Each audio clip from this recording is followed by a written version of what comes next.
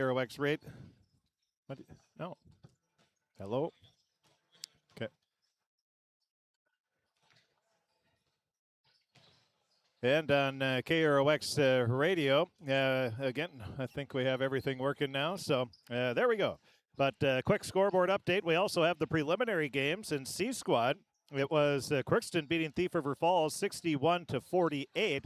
In JV, it was Thief River Falls winning by a score of 57-24. Now we're ready for the main event, the varsity game, as the Crookston Pirates get ready, looking for their first win of the season, 0-12, taking on Thief River Falls.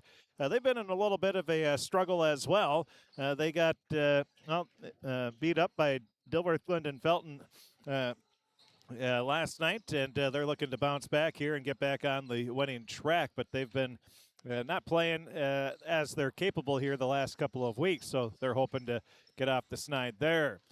We had a chance to talk with both head coaches. We will have those comments coming up. We'll also take a look at our Draft Sports Bar and Grill scoreboard update and a whole lot more. That's all going to be coming up here in the Riverview Health pregame show. It's Crookston taking on Thief River Falls. Always a fun battle between the two rivals. And boys basketball tonight from the Crookston High School Gymnasium. We'll be back and hear from the head coach of the Prowlers, John Hams, in his 8th season at Thief River Falls. Before that, he was the girls basketball coach at Badger Greenbush Middle River, where he had some great teams and the trip to state there as well. So we'll hear from Coach Hams. That's going to be coming up right after this on KROX. You can make a sweet life right here in the Red River Valley with a career at American Crystal Sugar Company. Our shift schedule offers 14 days off per month, which gives you time for family, friends, the great outdoors, and everything else you enjoy about small-town living. Entry-level positions are available, and pay starts around $18 per hour. Apply today at crystalsugar.com and share in our sweet success. Accidents happen. Illnesses happen. When you need timely, reliable care for allergies or respiratory infections, sprains, strains, or broken bones, or urinary infections, you can count on Riverview Health. Riverview Clinic in Crookston is open 7 days a week, weekdays from 7 a.m. to 7 p.m., and weekends from 9 a.m. to 1 p.m. For appointments, call 218-281-9595. When the unexpected happens, Riverview Health is here for you. You deserve the best. Earn your degree at University of Minnesota Crookston with the best public dorms in Minnesota, ranked by niche. With over 75 programs, you'll easily find the best fit for you. In this close-knit community, you're just around the corner from your new best friends. Plus, the U of M system has the lowest cost after financial aid in the state, so you receive the best value for your education. University of Minnesota Crookston. Small campus, big degree. The best of both worlds. Ever wonder what your city government does for you? They provide police and fire protection, emergency and disaster preparation, building code and zoning enforcement, street repair, cleaning and snow plowing, curbside garbage and recycling collection, plus spring and fall cleanup weeks. They deliver safe drinking water and maintain a wastewater system. They care for 22 parks and provide year-round recreation activities. They give loans for economic development and housing. They do all this and much more with the help of your city employees. Shopping for groceries is easier than ever with Hugo's Family Marketplace. To simplify life, Hugo's offers convenient online shopping with delivery or curbside pickup at gohugos.com. Even better, shop on the go with the Hugo's Family Marketplace smartphone app. Download e-coupons, recipes, grocery lists, weekly ads, and place your grocery order right from your phone. Save time and save big with Hugo's Family Marketplace, your hometown grocer since 1939. You're gonna find more low prices, more great stuff when you go to Hugo's. We continue with the Riverview Health pregame show on KROX as we talk with the head coach of the Thief River Falls Prowlers, Coach Hams. And Coach, coming in and coming off a tough loss to DGF in your last game, and obviously you didn't play as well as you would have liked to. No, definitely not. You know, we started a little slow. But we were handling pressure. We were getting some looks. We just aren't hammering them when we should. We had it was a 13-point game with like 9 minutes left to go in the second half, and we come down and we exchange a basket with them, and then they hit 3 threes in a row when we have no answers, and all of a sudden we're scrambling, and that's kind of been the MO way we played the last 2.5 weeks is like we've given up some big runs and we haven't been able to answer back. And, we got to start handling that pressure better, especially as we're starting to get, we're all past the halfway mark, or everybody should be, depending on weather situations, right?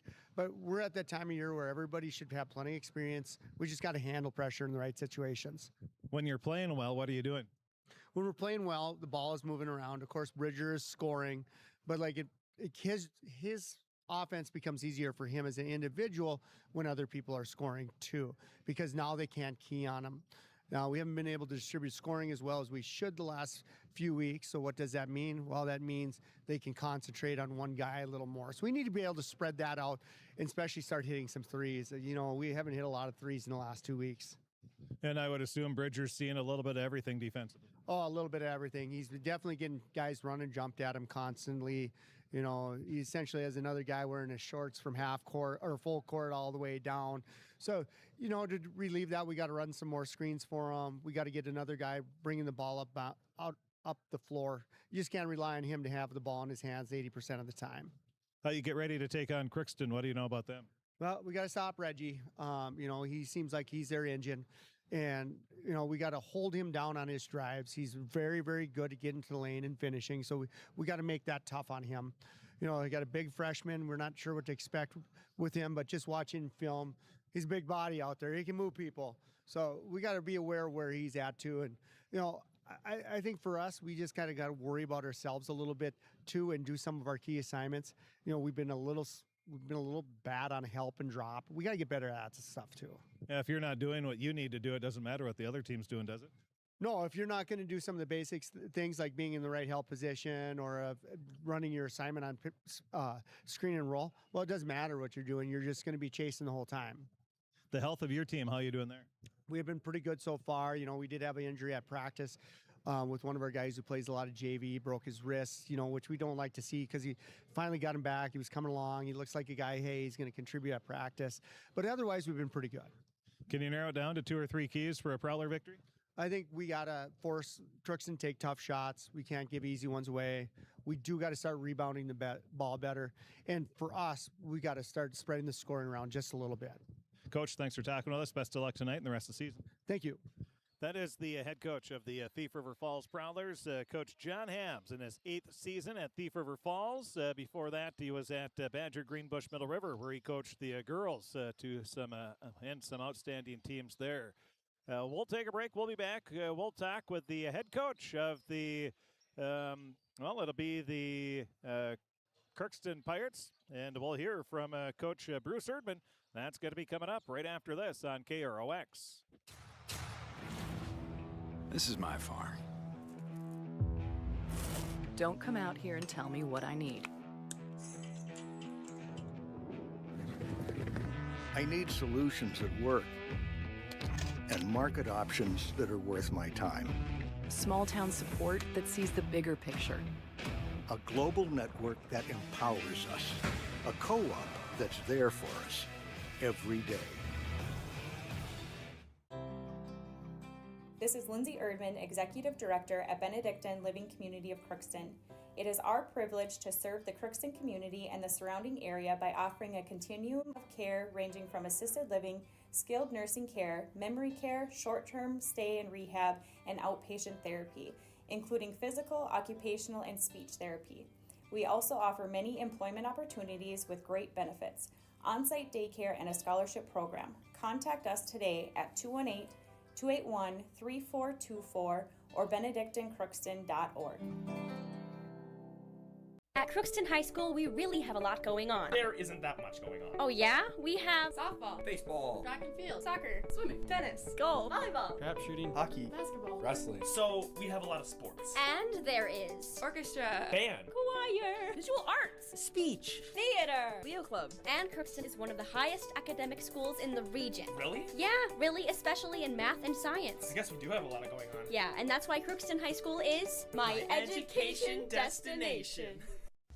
With the fall season right around the corner, Grove Mechanical in Crookston is ready to prepare you for winter. They suggest having your heating system serviced regularly to keep things running smoothly.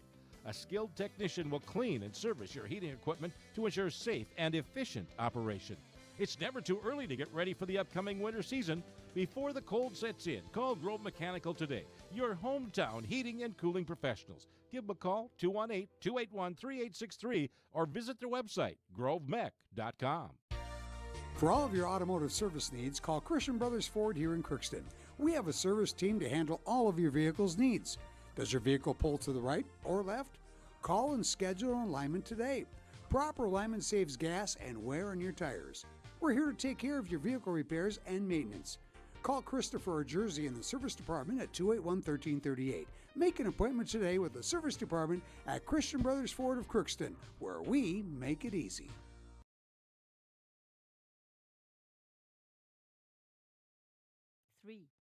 We continue the Riverview Health pregame show on KROX as we talk with the head coach of the Crookston Pirates, Coach Bruce Erdman. And Coach, you're coming in and coming off a loss to Lake Park Audubon, and you gave it a good effort in the second half and cut it a little closer. But overall, how did you play? Not well. I mean, the first half was our defense wasn't very good on the ball, and then just a lot of three-pointers that didn't need to be taken. I felt we shot too many three-pointers in the first half and didn't look inside at all. To a big guy that we probably should have hit him a few times, and if he misses it, he misses it, but at least the ball's moving around and going inside out. So, yeah, second half was a lot better, but we have to we just got to come out tonight and be ready to play and ready to take it to them. It seems at times there's you say make that pass and you get into a funk where you don't make the extra pass. You're not working the ball around, and that's not coincidence. Well, that is coincidence that all of a sudden that's when you struggle. It is. That's when we struggle a lot.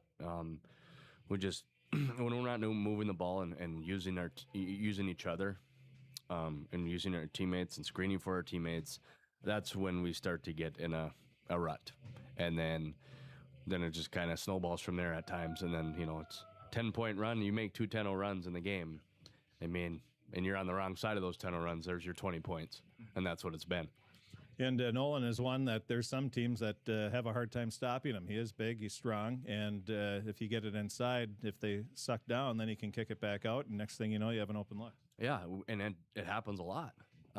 He's young. He has some bad turnovers now and then, but he's learning and he's missing some bunnies too. But I mean, he still doesn't mean we can't throw it to him, and we can go inside out with him and go from there. And because there's a lot of teams he's a difficult matchup for, and the guys got to realize that, and so we'll try to do a better job of that tonight and going forward. Well, there's nobody on the team that hasn't had a few bad turnovers. Yeah, no, right? I mean, it's a turnover drill sometimes with us, and we do not practice that. So it's, hopefully it changes tonight. Well, you get ready to take on the Thief RIver Falls Prowlers. Always a fun matchup, a good rivalry game. But what do you know about them this year? Yeah, they're down from last year. They lost some key players off of last year's team, and obviously they got the number 5 back, and I think he just scored, talking to you, maybe his 1,000th point not too long ago. So, he can put them up, and we got to know, we know that, and we got to be aware of that. But honestly, it's about our effort tonight, and if we can sustain our effort and play how we're capable of playing for the full game tonight. What did you work on getting ready for Thief RIver Falls? Anything in particular? No, we kind of worked. We did a little bit of scouting yesterday in practice. We just worked on one day, or about 45 minutes on them. They run a kind of 5 out, 4 out, 1 in motion, but with the high post, and they feed off of that. But everything goes through number 5. So we just gotta be right. We gotta play in stance tonight defensively, and keep them out of the paint. And I think if we do that, we're gonna do really well. How's the health of your team? We're good. Yep, nothing major. You're still looking for that first win. How big would that first win be? Yeah, it'd be a big one tonight. Section game at home. So, and we can do it. We just got to go out and prove it. Can you narrow it down to 2 or 3 keys? You sort of touched on this already, but 2 or 3 keys for a Pirate victory? Yep. Like I said, guarding the basketball and then using our teammates on offense and getting that ball and playing inside out. Well, Coach, hopefully it's that first W, and best of luck. Yep, thanks, Chris. And that is the head coach of the Crookston Pirates, Coach Bruce Erdman, in his second year as head coach for the Crookston Pirates. We'll take a break. We'll be back, and we'll take a look at the starting lineups. Also take a look at our Draft Sports Barn Grill scoreboard update. All that's going to be coming up next as we continue the Riverview Health pregame show on KROX. Hi, I'm Dr. Angie Smith, optometrist at the Crookston Eye Clinic and Foston Eye Clinic. We aim to provide high-quality products to our patients, things that we use ourselves in treating our own dry eye or coatings that we like to use on our own glasses. We offer myopia control contact lenses for children, which are soft contacts that not only correct their vision, but are designed to slow the progression of their nearsightedness. The eyes lead the body, and we are passionate about helping the eyes be safer, sharper, and faster.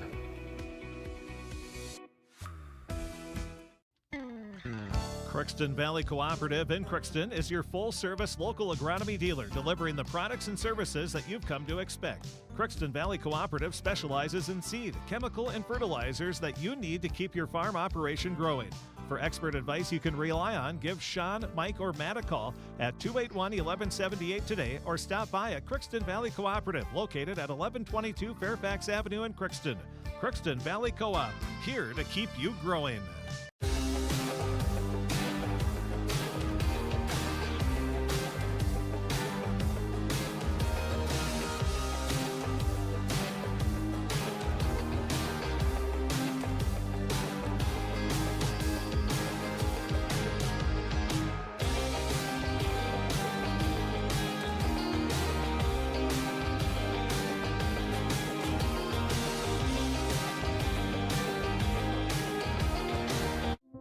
You've been waiting for a chance to do something that matters, something big without a big price tag. Welcome to Northland Community and Technical College. Here you can have a big impact on a small campus, in classrooms that mirror today's workplace, with instructors who teach from experience and know you by name. You've been waiting for a place like this. Are you ready?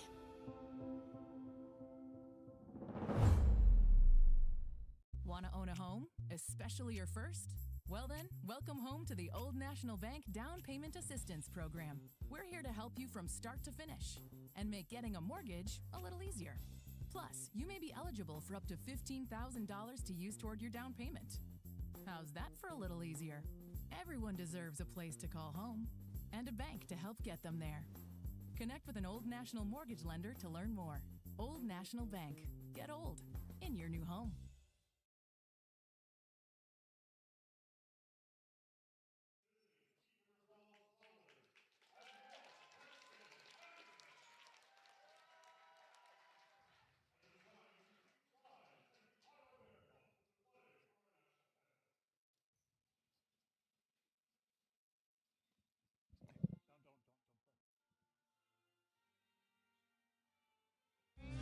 You can make a sweet life right here in the Red River Valley with a career at American Crystal Sugar Company.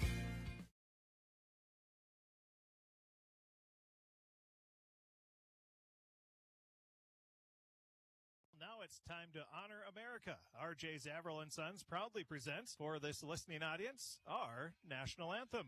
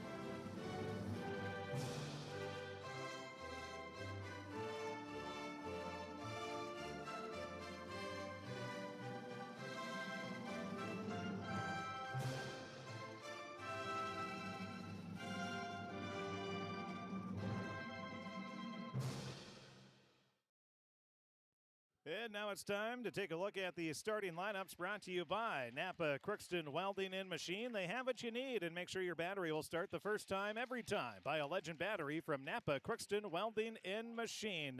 And they are proud to be your only locally owned auto parts dealer in Crookston, Napa Crookston Welding and Machine. Taking a look at the starting lineups for the Thief River Falls Prowlers. They're 7-6 on the season, coached by John Hams. They'll go like this, all senior. We have senior starting lineup for the Prowlers. It'll be Tucker Grindlin, a senior, Bridger Wilcox, a senior, Wyatt Nelson, a senior, Chet Cornelius, a senior, and Dylan Osowski, a senior. It'll be Grindlin, Wilcox, Nelson, Cornelius, and Osowski. For the Pirates, they'll go with 4 seniors and a freshman. Reggie Wenjum, a 6'2 senior. Gunnar Groven, a 5'9 senior. Nolan Cassavant, a 6'2 senior. Carter Fee, a 6'2 senior. And Nolan Johnson, a 6'3 freshman. It'll be Wenjum, Groven, Cassavant, Fee, and Johnson, the starting 5 for the Crookston Pirates. They're in their navy blue uniforms with the white numbers and yellow trim. They have yellow lettering of Crookston across the front of the jersey. Thief River Falls in their white uniforms. They have the navy blue numbers or I shouldn't say navy blue, the blue numbers and the yellow trim. They have Prowlers in cursive across the front of the jersey. As we take a look at our Draft Sports Bar and Grill scoreboard update, Draft Sports Bar and Grill, they have a wide variety of menu items. They have, of course, the soups, salad. They have their award-winning chili. They have burgers, wraps, pastas, tacos. They have steak. They have walleye, salmon, and a whole lot more. Draft Sports Bar and Grill in Crookston. A little bit of something for everyone, and they have a kids menu as well. The scores in the preliminary game: C Squad, Crookston 161-48, JV, Thief River Falls 157-24. And in boys hockey, Crookston's taking on Roseau. And in the JV game, it's JV won 8-1. Roseau JV won 8-1. It's 1-1 after 1 in the varsity game. So that game's well underway. Now the Prowlers, they put up a shot. That's going to be off the mark. And the rebound going to be grabbed on the court by Nolan Johnson. Crookston going right to left if you're listening on the radio. On the left wing, Gunnar Groven leaves it off to Wenjum. Wenjum gets a pick from Johnson, drives in, splits a double team, puts up the shot, no good, taps it back up, good. Wenjum with the offensive rebound and the tip in. And it's a 2-0 lead for Crookston. Now the Pirates looking for a defensive stop on the left wing. Nelson, he tries to drive in, hands it off. Now Wilcox, he'll pop up a 3. That's off the mark. Fee grabs the rebound. Third rebound already for the Pirates in the ball game. Now at the top of the key with it. Pass goes up top of the key. Now off to the left wing. It'll go over to Cassavant. Cassavant looks inside. Now gets it back over to Fee on the far wing. He'll spot up for the 3 and rattles it home. Fee with the 3, and it's a 5-0 lead for the Pirates. 16:37 remaining. Just underway, not even a minute and a half in. Top of the key. With the dribble is Cornelius. Outstanding tennis player, leaves a pass off, left wing, over to Grindlin. Grindlin tries to back his way in, has the number I always wanted, 00, but never got it in high school. And now a 3 fired up by Osowski. That's going to be off the mark.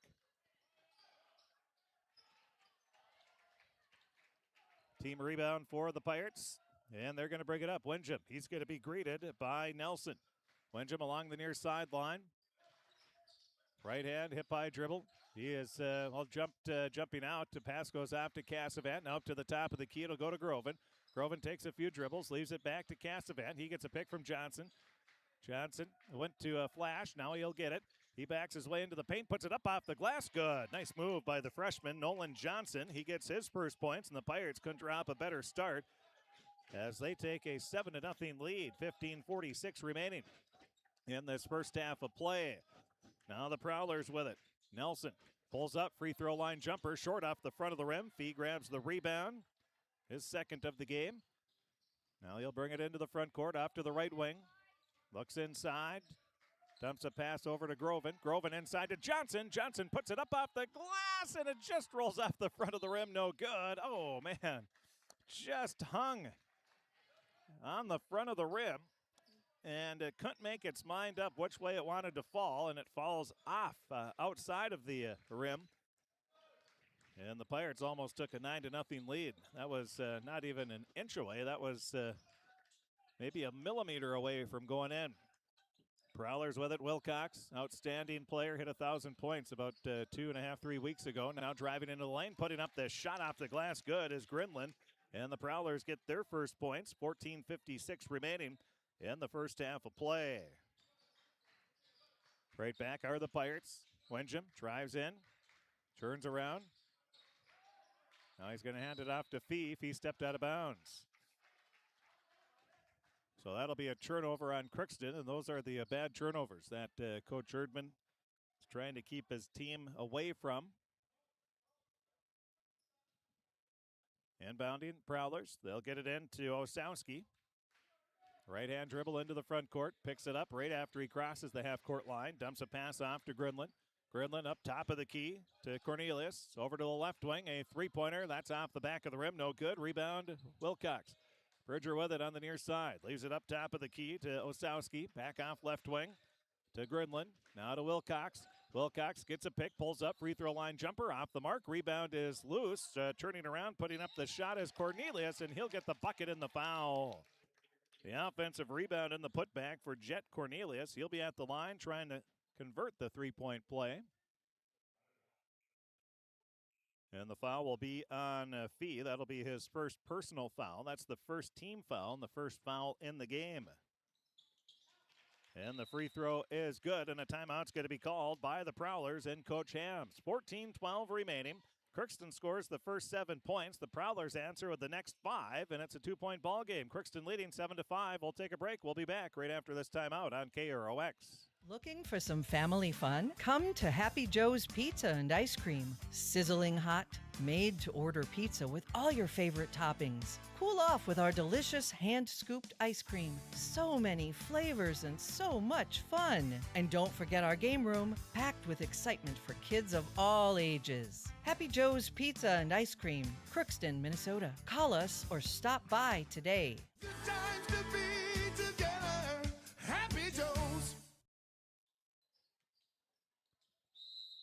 After the timeout, Crookston will bring it up the floor. With the ball is Wenjum. He dribbles along the far sideline, guarded closely by Nelson. Now pass goes up top of the key to Fee. Fee dribbles off to the right wing, lays it off to Johnson. Johnson drives in, and he's going to be fouled. He'll be at the line shooting 2. It's either going to be on Cornelius or Osowski, and they're going to call it on Osowski. That'll be his first personal, first team foul on Thief River Falls. And Nolan Johnson at the line looking for his 3rd and 4th point of the game. 4 minutes and 4 seconds into the game. Johnson hits the first free throw. It's now an 8-5 lead for Crookston. And the freshman gets his 3rd point of the game. Now the second free throw for Johnson. That is good. Nolan hits both shots from the charity stripe. He now has 4 points in the game.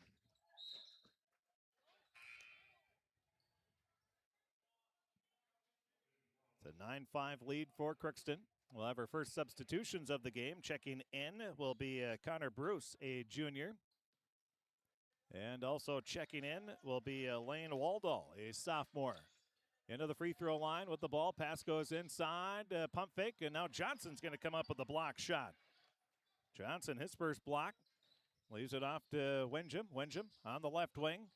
Lost the ball. Regains control. Leaves it up top of the key. Off to the right wing. It'll go to Fee. Now off to Wenjum. Wenjum spots up for the 3. That's off the mark. Rebound. Johnson. He'll kick it out to Fee. Fee fires up a 3. That's off the side of the rim. Johnson with another rebound. His 3rd of the game. Nolan leaves it out to Fee at the top. Fee drives in, stops, turns around, leaves it off to Wenjum. Wenjum, now he'll cut into the lane, and, well, there's going to be a foul. Is it going to be a block or a charge? And they're going to call a block. So the foul will be on Bruce. That'll be his first personal, 2nd team foul. Oh, they're going to call it 2 shots. So Wenjum at the line. And Coach Hams making a valid argument there. He had his back to the basket, and maybe they're going to say that he was twisted around. But that one is a bit of a gift to the Pirates. They'll take it. 13:08 remaining. Haven't seen a team say, no, we're not going to shoot free throws. So Windham goes 1 of 2 from the line. It's 10-5. Reggie with 3 points in the game. Johnson has 4. Fee has 3. Windham has 3. Now Gunnar Groven grabs a rebound after a missed shot by the Prowlers. He'll get it up into the front court to Windham. He tries to drive into the lane. Stops. Traveled. 10-5 is the score. 12:45 remaining in this first half on the Draft Sports Bar and Grill scoreboard update. Bringing the ball up the floor will be Bruce, the junior. Right-hand dribble, directing traffic as he brings it into the front court. Dumps a pass off right wing. Over to Grinland. Up top of the key to Waldall. Waldall leaves it back to Wilcox. Wilcox pump fake. Now leaves a pass, gets it back on the block. Backing his way in, working on Windham. Turns around, puts up the shot. That's too strong. Rebound Johnson, his 4th. Nolan Johnson, 4 points, 4 rebounds. Not a bad start. Now Johnson has it on the left wing. Gets it from Cassavant. Kicks it back to Nolan.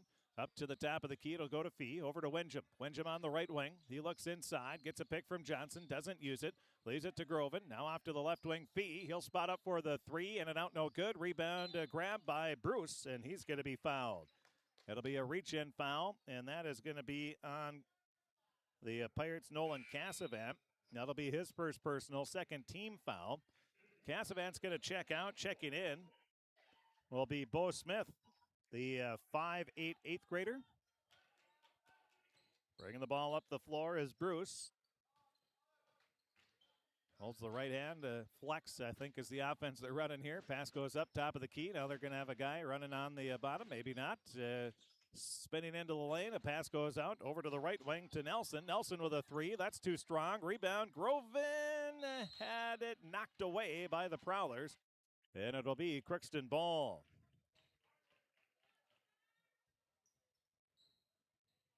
Good hustle by Gunnar Groven. And a good hustle as well by Lane Waldall, who was over, both of them hustling over to the far sideline. Now Windham brings the ball up into the front court, drives in, puts up the shot, missed everything, gets his own rebound, and then a foul is going to be called. The foul will be on Thief River Falls. That will be on Wyatt Nelson. That's his first personal, 3rd team foul. Windham's going to be at the line where he'll be shooting 2 shots. He's 1 of 2 from the free throw line in the game. Crookston leading 10-5. First free throw is good.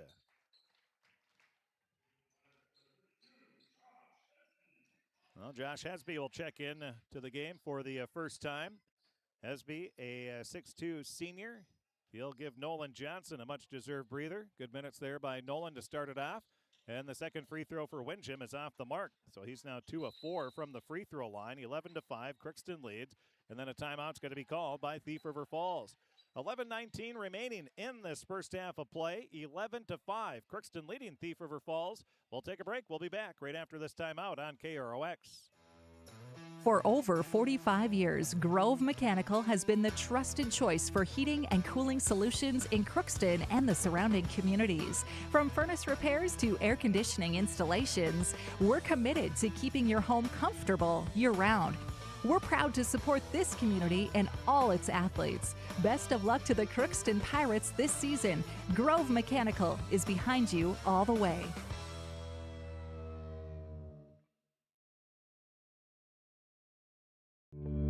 I don't think that everybody wants to lead necessarily, but everybody wants to be a part of a team, and I think we provide that. Blaine Vanosic, I've been at Zavrals for, this is my 23rd season. My dad is an extremely hard worker. I wanted to be like him. I wanted to work, honest work, and provide for my family like he does, and just live a comfortable life. And I found that here at RJ Zavril & Sons. It feels great.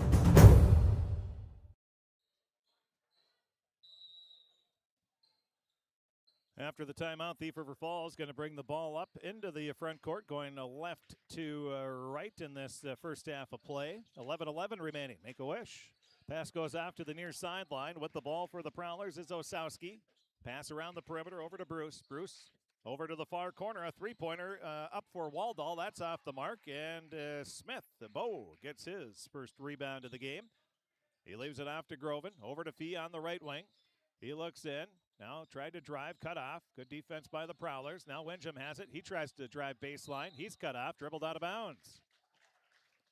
So the Pirates will churn it over. Good defense by Osowski. Not allowing Windham to get by. Never give up the baseline. And that's exactly what Osowski did. 11-5. Crookston leading Thief River Falls. Prowlers looking for a bucket. Pirates looking for a stop. Cornelius leaves a pass into Wilcox. He leaves it over. Now putting up the shot way off the mark is Waldall. Might have been partially blocked. And the Pirates grab the rebound. Windham over to Fee on the right wing. Gets it into the far corner to Smith. Smith looks in, gets it to Groven. Now up to the top, Windham. Thought about the three, doesn't take it. Now Fee will fire up the three, and he hits it. Second three of the game for Fee. And the Pirates lead 14-5. That's a 7-0 run by Crookston. 10:03 remaining. Prowlers working it around. Up to the top of the key with the ball. Wilcox pulls up just inside the free throw line. His shot is off the mark. It looked like it just slipped out of his hand. Fee picks up the rebound, his fourth. Now leaves it off to Smith. He cuts in, puts it up off the glass. Good. Bo Smith, what a move by the 8th grader. And the Pirates leading 16-5. 9:39 remaining in the first half of play. And then coming right back are the Prowlers, and that'll be a bucket for Bridger Wilcox. So Wilcox gets a much-needed basket after a 9-0 run by the Pirates. They lead by 9, 16-7. Pass goes off to the near sideline. Groven's pass tipped away. Wilcox grabs it. He drives in, puts it up. Oh, he misses off the back of the rim. A rebound grab put back in by Wilcox. That'll be his 4th point of the game. 4th straight point, 16-9. Prowlers halfway through the first half. Crookston leading 16-9. Coming back, Windham. He'll drive into the lane. He's going to be fouled. And the foul's either going to be on Wilcox or Osowski. It's on Osowski. That'll be his second personal. That's the 4th team foul. And at the line will be Windham, where he's going to be shooting 2 shots. Windham, 2 of 4 from the free throw line. The Pirates are 4 of 6. Nolan Johnson's 2 of 2. Now the first free throw in and out, no good.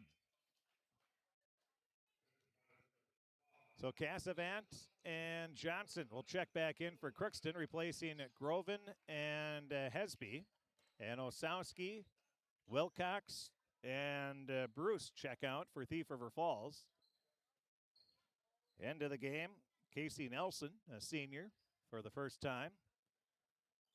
Cornelius, Grinlin, second free throw is good. And Reggie is now 3 of 6 from the free throw line. 8:48 remaining. 17-9. Crookston with the lead. Now the Prowlers. Nice pass. Grinlin leaves it inside and laying it in for an easy 2 will be Cornelius. That is his 4th point of the game. 17-11. The Prowlers get into double figures. Now Crookston coming back, and a foul is going to be called, and it looks like Windham's going to be shooting 2 more free throws. The foul will be on Casey Nelson. That's his first personal foul. That's the 5th team foul. And once again, Windham at the line, shooting 2. He's 3 of 6 from the free throw line. Looking to improve on that number here on this trip. Our first free throw is good.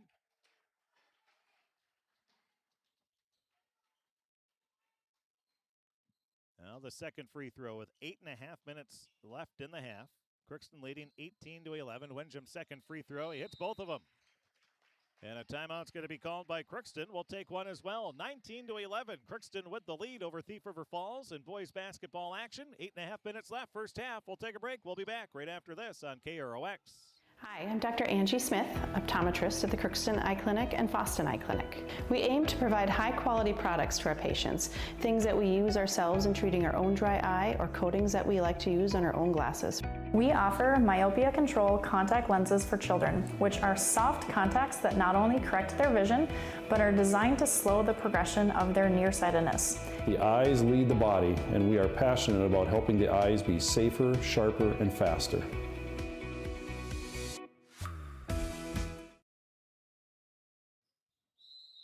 After the timeout, Thief River Falls with the ball. Into the front court. with the ball. Picking up the dribble is Osowski. Osowski dumps a pass. It's going to be stolen by Bo Smith.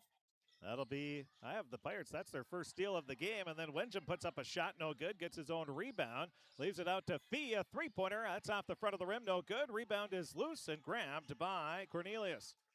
He hands it off. Bringing it into the front court is Nelson for the Prowlers. Up to the top of the key. Dumps a pass off.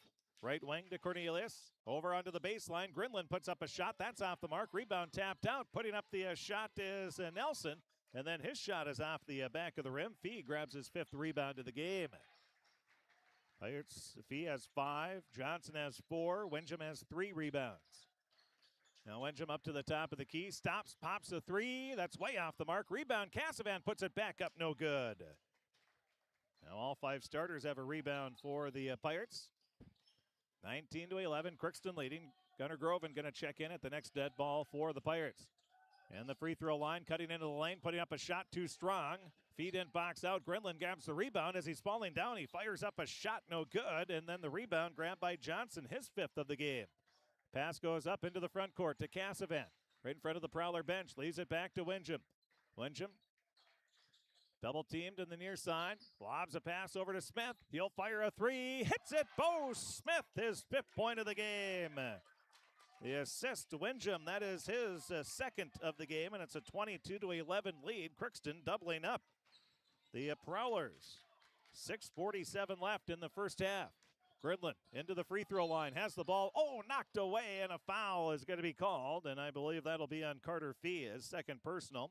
That'll be the 3rd team foul.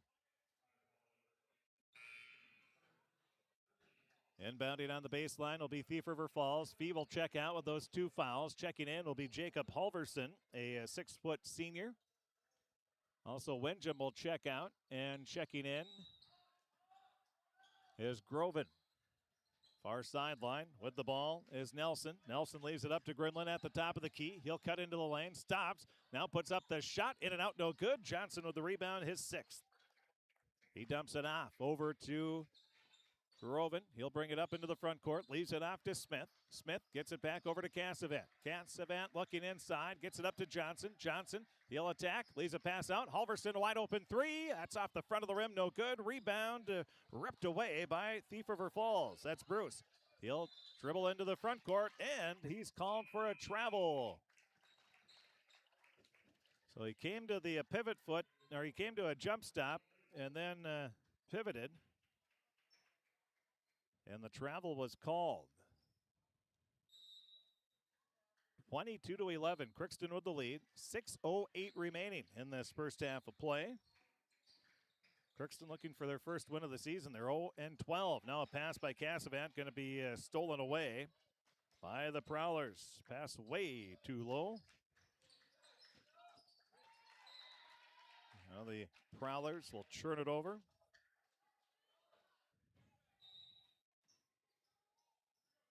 Crookston going to bring it up. Groven dribbles up, right up to the top of the key. Leaves a pass off to Cassavan. Cassavan looks inside. Leaves it over to the far side to Halverson. His pass inside to Johnson is tipped away out of bounds. Last touch by Thief River Falls. 5:39 remaining. Checking in will be Windjam. And he is going to replace Halverson. Windjam going to inbound the ball. On the baseline, underneath the Pirate basket. Windjam looking in, still looking. Tries to get it into Johnson. He'll kick it out to Smith. Smith with the 3 off the back of the rim. Rebound. Ripped down with 2 hands by Waldall for Thief River Falls. He'll bring it up into the front court.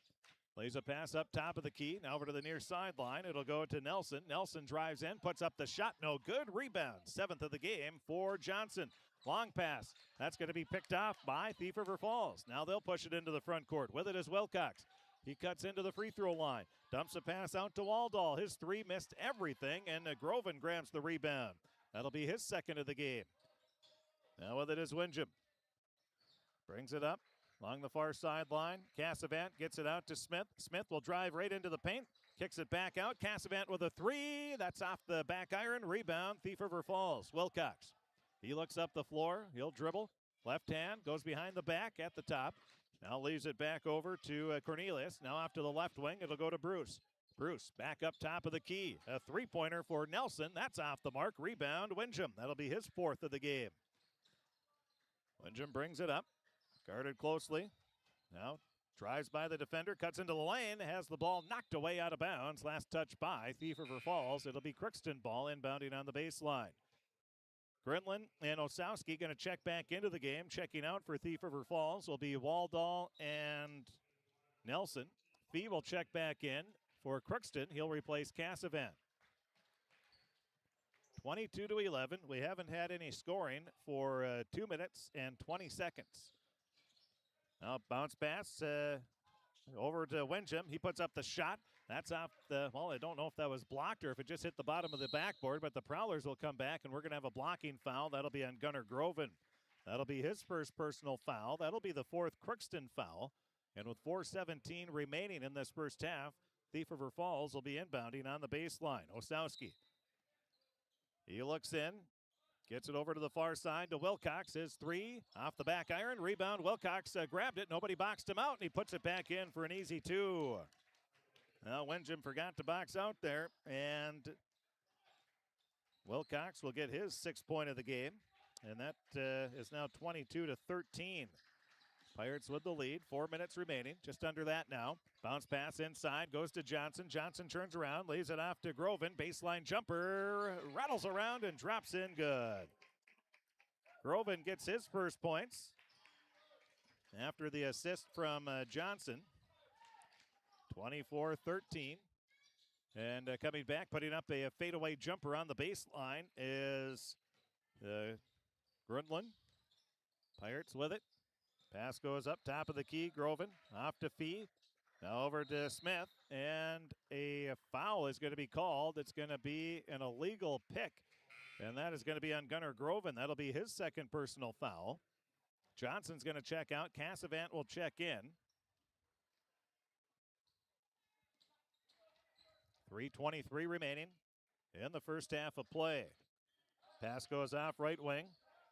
Bruce leaves it off to Grinlin. Now out to the near sideline. Back over to Osowski, to Bruce on the right wing. He gets a pick. Drives into the free throw line. Guarded closely by Smith. Bounces a pass off to Wilcox. He's underneath the basket. Dribbles over to the near sideline. Leaves it off left wing Osowski. He'll cut in. Puts the shot up off the glass. Too strong. Rebound is grabbed by Fee, his 6th. He stops, leaves a pass off to Windjam. His three-pointer, that's off the mark, in and out. Rebound, Wilcox had it tipped to him. Now a long pass up to Bruce. He'll drive baseline. He draws the foul, gets the bucket and the foul. Nice pump fake by Bruce, and he's going to be at the line looking for his 3rd point of the game. That's going to be the first personal foul on Bo Smith. That'll be the 6th team foul. 24-15. And Bruce at the line. He misses the free throw. Wilcox grabs it. Nobody put a body into him. So it's 24-15. Prowlers have a chance, and then driving right into the lane and laying it in for 2 will be Wyatt Nelson, who gets his first points. So that's a 4-point possession for the Prowlers. 24-17. 2.5 minutes remaining in this first half of play. Now Windjam cuts in, leaves a pass inside Cassavant. He lays it in for an easy 2. Nolan Cassavant becomes the 6th Pirate to score on the nice dish from Windjam. 26-17, 2:15 remaining. Coming back top of the key, Prowlers have it. Bruce on the right wing. Leaves it up top of the key, off to Wilcox. He's guarded by Windjam. Wilcox behind the back dribble, turns around, lost the ball, regains control, stops, leaves a pass out left wing. Now cutting in, pulling up for a free throw line jumper is Nelson. That's off the mark. Cassavant with the rebound. That'll be his 2nd. And then he outlets the pass over to Windjam. Windjam, crossover dribble into the front court. He drives, kicks a pass out to Groven. His 3 is good. Gunnar Groven, his 5th point of the game. Windjam with his 5th assist of the game. And the Pirates with a big 3 there. Minute 35 remaining. It's now 29-17. Pirates have their biggest lead of the game, 12 points. Top of the key with it is Grinland. Grinland spins into the lane. Nice move. Misses the shot off the front of the rim. 7th rebound of the game for Fee. He'll leave it up to Cassavant. He's on the left wing. Back to Fee.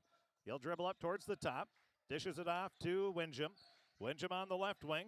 He'll cut into the lane. Spins. Turns around. Nowhere to go. And foul is going to be called. No, it's going to be a travel on Windjam. I was going to say it didn't look like a foul. 29-17 the score, 65 seconds remaining. Windjam was leaning just a little too much on that one. Grinland on the right wing, up to the top of the key. Pirates looking for a big stop here with under a minute left. Leading 29-17. With the ball is Bruce. He leaves it off left wing. Now up to the top. It'll go to Nelson. Nelson cuts in, leaves it off to Bruce. He fires a three way off the mark. Rebound Windjam, his 6th. Windjam turns the ball over, and it's grabbed by Nelson, but then the rebound grabbed by Windjam. He has a 7th rebound of the game. After the right wing with the ball is Groven. Leaves it to Fee right inside the half-court circle. Back to Smith. Bow guarded closely by Bruce. Now he'll dish it off to Cassavant. Cassavant leaves it up to Fee. Now over to Smith. Smith looks in. He'll drive baseline. Puts up the shot. It rolls off the rim. No good. Rebound. Wilcox with 9 seconds left. Didn't know how much time was left. And that's going to be a missed shot. But most coaches would call it a turnover. And the Pirates will have a last-second shot. Windjam has it. He drives in, cuts in, puts up the shot. It's good, and the foul. 31-17 with 0.7 seconds left.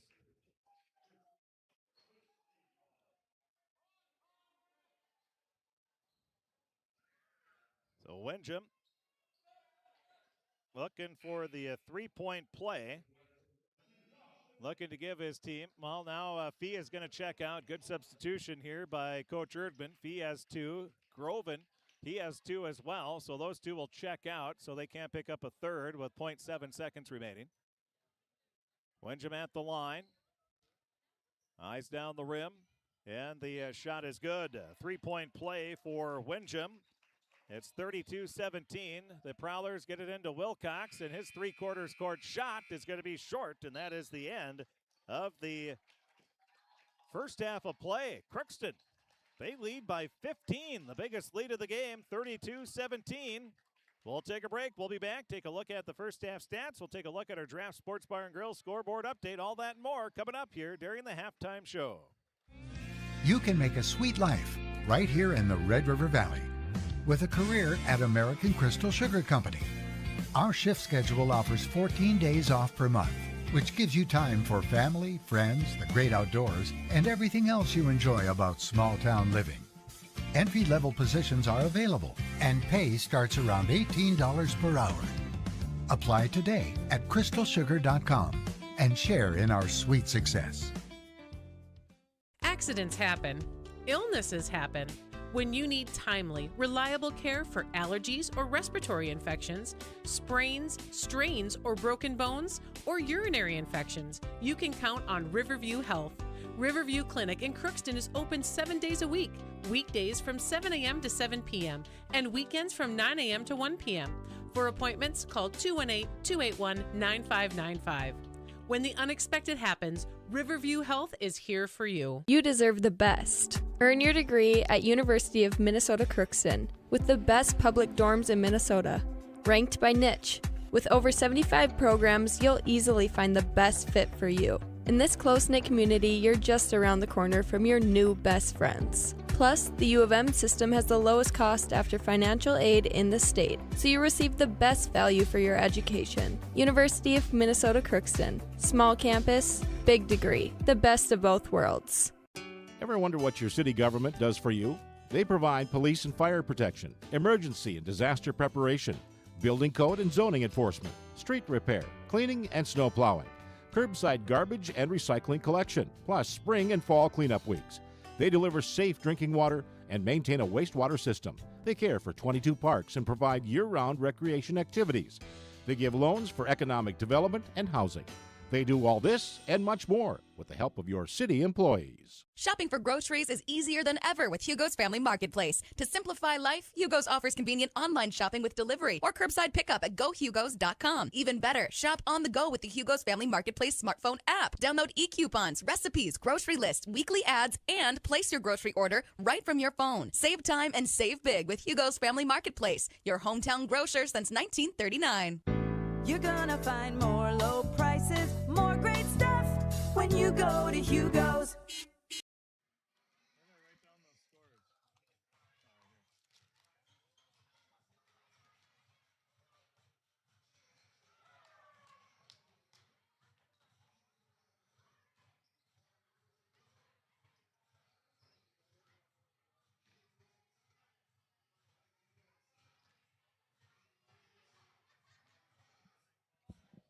And welcome back to the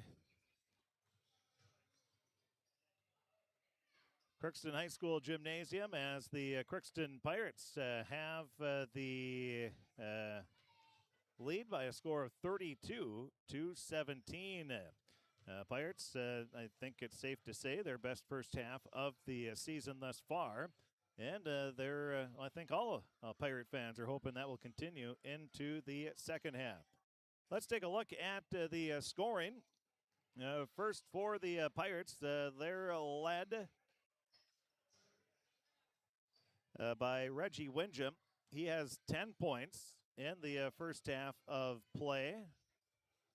After that, 6 points from Carter Fee, 5 points from Bo Smith, 4 points from Nolan Johnson. So they have 9 points from an 8th grader and a freshman. Then 5 points as well from Gunnar Groven and 2 points for Nolan Cassavant. Playing and not scoring was Jacob Halverson. For Thief River Falls, they're led by Bridger Wilcox. He has 6 points. And then 5 points from Jet Cornelius. There's 11 of their 17. And then they have 2 points apiece from Grinland. Wyatt Nelson and Connor Bruce. Playing and not scoring are Osowski, Casey Nelson, and Lane Waldall. All played but did not score. 32-17 the score at the half. Crookston leading Thief River Falls. We'll take a break. We'll be back. Take a look at our Draft Sports Bar and Grill scoreboard update. That's going to be coming up next on KROX Radio and KROX TV.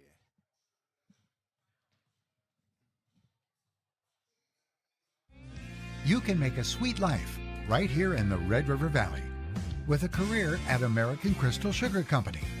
Our shift schedule offers 14 days off per month, which gives you time for family, friends, the great outdoors, and everything else you enjoy about small town living. Entry-level positions are available, and pay starts around $18 per hour. Apply today at crystalsugar.com and share in our sweet success. Accidents happen. Illnesses happen. When you need timely, reliable care for allergies or respiratory infections, sprains, strains, or broken bones, or urinary infections, you can count on Riverview Health. Riverview Clinic in Crookston is open 7 days a week, weekdays from 7 a.m. to 7 p.m., and weekends from 9 a.m. to 1 p.m. For appointments, call 218-281-9595. When the unexpected happens, Riverview Health is here for you. You deserve the best. Earn your degree at University of Minnesota Crookston with the best public dorms in Minnesota, ranked by niche. With over 75 programs, you'll easily find the best fit for you. In this close-knit community, you're just around the corner from your new best friends. Plus, the U of M system has the lowest cost after financial aid in the state, so you receive the best value for your education. University of Minnesota Crookston. Small campus, big degree. The best of both worlds. Ever wonder what your city government does for you? They provide police and fire protection, emergency and disaster preparation, building code and zoning enforcement, street repair, cleaning and snow plowing, curbside garbage and recycling collection, plus spring and fall cleanup weeks. They deliver safe drinking water and maintain a wastewater system. They care for 22 parks and provide year-round recreation activities. They give loans for economic development and housing.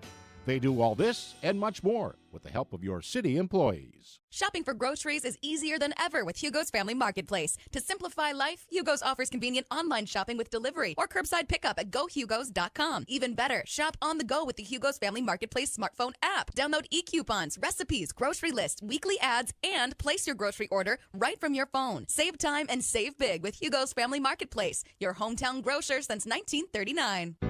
You're gonna find more low prices, more great stuff when you go to Hugo's. And welcome back to the halftime as Crookston leads Thief River Falls in boys basketball action 32-17. Taking a look at our Draft Sports Bar and Grill scoreboard update. You can order online at draftsportsbar.com. You can get it to go. You can have it ready when you stop by and eat it there as well. Whatever you want to do, they'll work with you. Don't forget to get gift cards as well.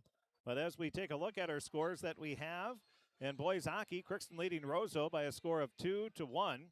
JV, it was Roseau beating Crookston 8-1. In boys basketball, the JV game, Thief River Falls won 57-24. C Squad, Crookston won 61-48. And here at the half, Crookston leading Thief River Falls 32-17.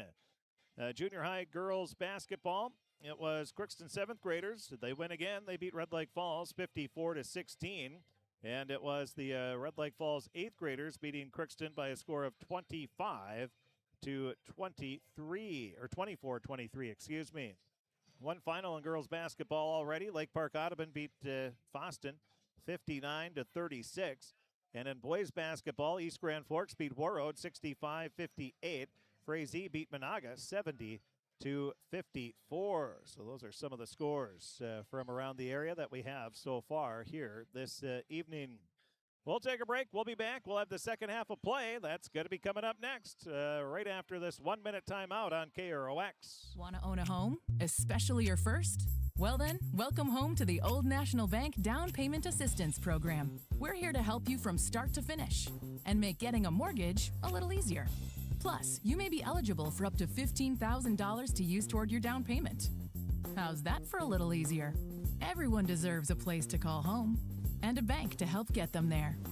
Connect with an Old National mortgage lender to learn more. Old National Bank. Get old in your new home.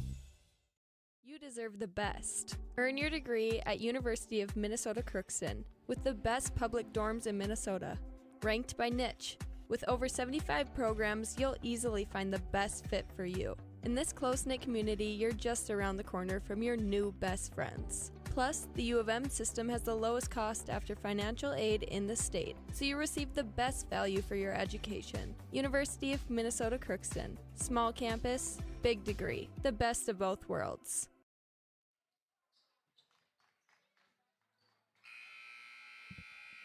Here we go, the second half. Can Crookston hold on? Can they keep the momentum going? They're going to be going left to right here in this second half.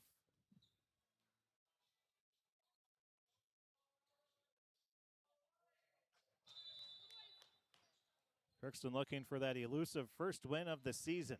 That would be huge to get it here. Boys hockey tonight, Bagley Foston beat Moose Lake area 14-1. Fee has the ball at the top of the key. Plays a pass off near sideline to Cassavant. Now into Johnson. Fee to Cassavant inside Johnson. Pass goes through his hands. It goes off his head. Then he catches it off to Groven. His bank shot from inside the free throw line is good. Hey, when it's going your way, it's going your way. Groven has 7 points. Pirates take a 34-17 lead, doubling up Thief River Falls. 30 seconds in. Now bounce pass into the free throw line to Cornelius. Cornelius pull-up jumper off the back of the rim. No good. Fee with the rebound. That'll be his 8th of the game. Now Wenjum, he gets the pass. He dumps it up to Fee on the right wing, right in front of the Pirate bench. Takes one dribble, leaves it off to Groven. Groven into the free throw line to Johnson, out to Wenjum, near sideline. He tries to cut in, is cut off, leaves it to Groven. Now over to Johnson. Johnson on the left wing. He gets it to Cassavant. Out to the right wing, it'll go to Wenjum. 12 seconds on the shot clock. Wenjum, crossover dribble, bounces a pass off to Johnson. Johnson spins into the paint, puts up the shot, no good. Gets his own rebound, puts it back up, no good. Nice strong move by Johnson, just not able to finish it off. Then the Prowlers, they beat back the Pirates, and Wyatt Nelson lays it in for his 4th point of the game. Good hustle by Nelson and the Prowlers. They get within a 34-19 deficit, 16:31 remaining. And now a reach-in foul is going to be called on Osowski. That'll be his 3rd personal foul.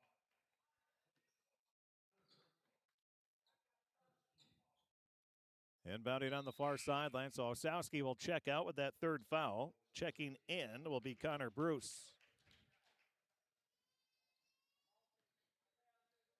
Both teams starting the second half as they started the game. Wenjum up to the top of the key, leaves a pass off right wing to Fee. He'll fire a 3. That's off the back of the rim, goes straight up. Johnson with the rebound, his 10th of the game. Kicks a pass out, but it's going to be stolen away by the Prowlers. Now driving into the lane, another easy layup for Wyatt Nelson. He has the first 4 Prowler points, and he has 4 points in a row. 34-21 the score, with 16:03 remaining. Just underway in the second half. Wenjum on the near side. He drives in, a little floater. That's off the front of the rim, no good. And then a foul is going to be called. I believe that'll be on Wenjum on the push, and it is. Wenjum picks up his first personal foul.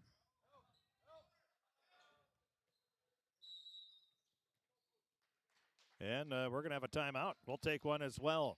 15:55 remaining in the game. Crookston 34, Thief River Falls 21. We'll take a break. We'll be back right after this 30-second timeout. Are you an enthusiastic sports fan? Want to have fun and get in on the action? Heck, yes. That'd be awesome. Have great attention to detail? Want to stay active? Definitely. Want to give back to the student athletes in your community? Obviously, yes. Then you'd make an excellent high school sports official.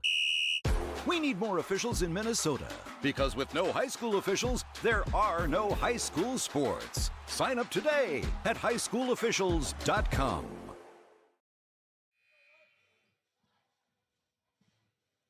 Well, quick scoreboard update. Crookston leading the Roseau Rams in boys hockey 2-1.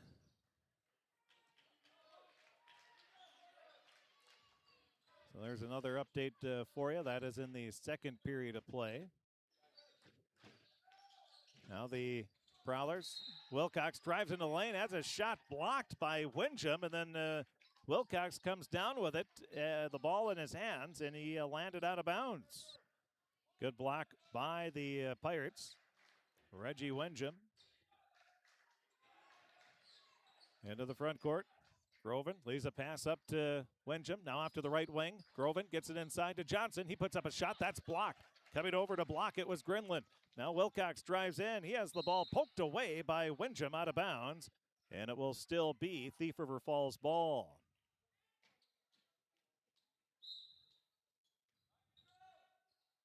East Grand Forks leading Moorhead 1-0 in that game in the boys hockey. That's a big one. And now a blocking foul is going to be called on Nolan Johnson as Grinlund tried to drive into the paint. That'll be the first personal foul on Nolan Johnson. That'll be the second team foul on the Pirates.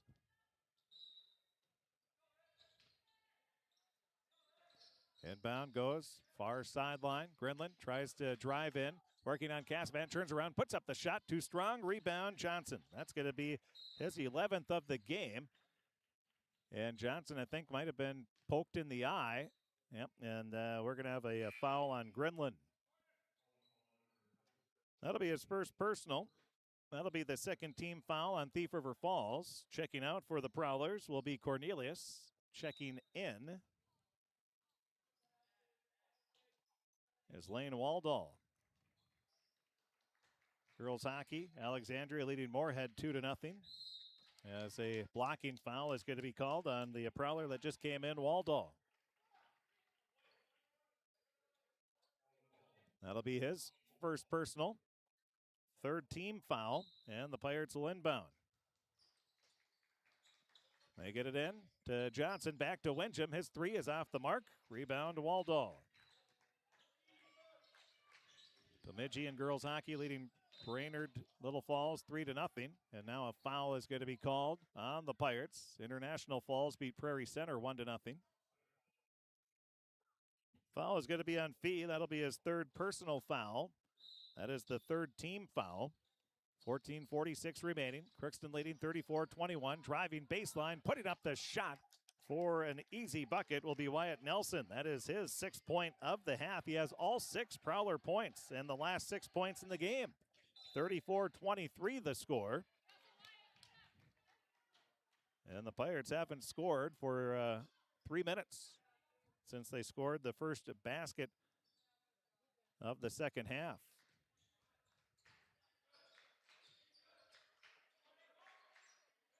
Now pass goes near sideline. Over to the far sideline to Groven. Groven leaves it in to Johnson. Nice spin move. Puts it up off the side of the rim. No good. Oh, man. He spun too good there. As a beautiful spin move, but he just couldn't finish it off. Nolan Johnson now coming back. A 3 for the red-hot Wyatt Nelson. That is his 9th point of the half, 11th of the game. And just like that, it's 34-26. An 8-point deficit for the Prowlers. And then Fee fires up a 3. That's off the mark. Rebound, Grinland. Grinland leaves it off to Wilcox. Wilcox into the front court. He cuts into the lane, loses the ball, regains control, puts up the shot and the foul. The Prowlers on a big run. They trail 34-28. Wilcox will be at the line trying to convert the 3-point play. Wilcox has 8 points now. The foul is going to be the second on Reggie Windham, and the Pirates want a timeout. We'll take one as well. 13:35 remaining in the game, 34-28. Thief River Falls trailing by 6. They'll be at the line looking to make it a 5-point deficit right after this 1-minute timeout. You've been waiting for a chance to do something that matters, something big without a big price tag. Welcome to Northland Community and Technical College. Here you can have a big impact on a small campus, in classrooms that mirror today's workplace, with instructors who teach from experience and know you by name. You've been waiting for a place like this. Are you ready?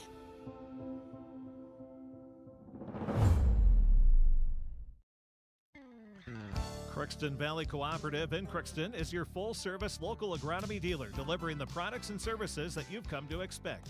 Crookston Valley Cooperative specializes in seed, chemical, and fertilizers that you need to keep your farm operation growing. For expert advice you can rely on, give Sean, Mike, or Matt a call at 281-1178 today or stop by at Crookston Valley Cooperative, located at 1122 Fairfax Avenue in Crookston. Crookston Valley Co-op, here to keep you growing. Well, a quick scoreboard update in girls hockey. East Grand Forks beat Thief River Falls 4-2, so it looks like East Grand Forks will be the number 2 seed, more than likely, in the Section 8A girls hockey tournament. Now the free throw for Wilcox hits the front of the rim, bounces off, no good, and the rebound grabbed by Smith, his second of the game.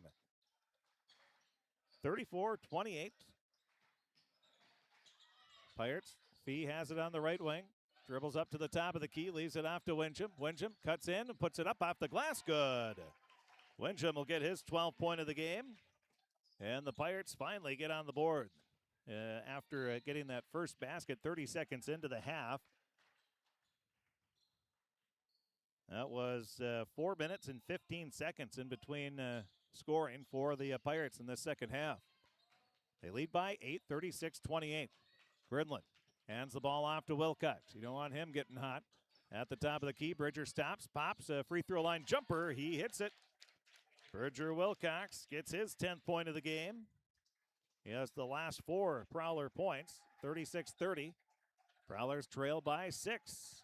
Now the Pirates. Pass goes over to Fee. He's on the right wing. He'll leave a pass inside to Cassavant. Cassavant kicks it out. Leaves it to Fee. He's guarded by Wilcox. Wilcox won't let him cut baseline. Now Smith, he's going to be fouled, and that's going to be a reach-in foul on Nelson. And that's going to be a warning. Oh, and that's going to be a technical foul.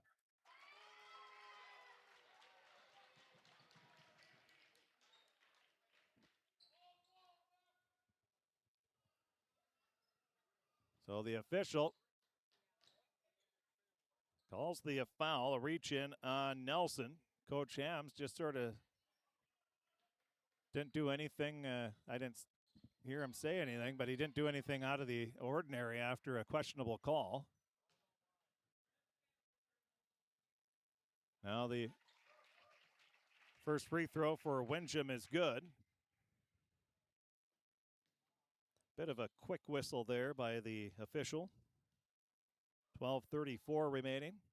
Second free throw for Windjam is off the mark, so now Crookston will get the ball. So Crookston leads 37-30.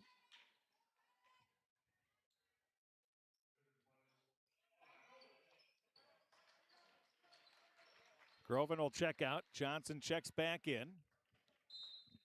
Still a little confused by that last.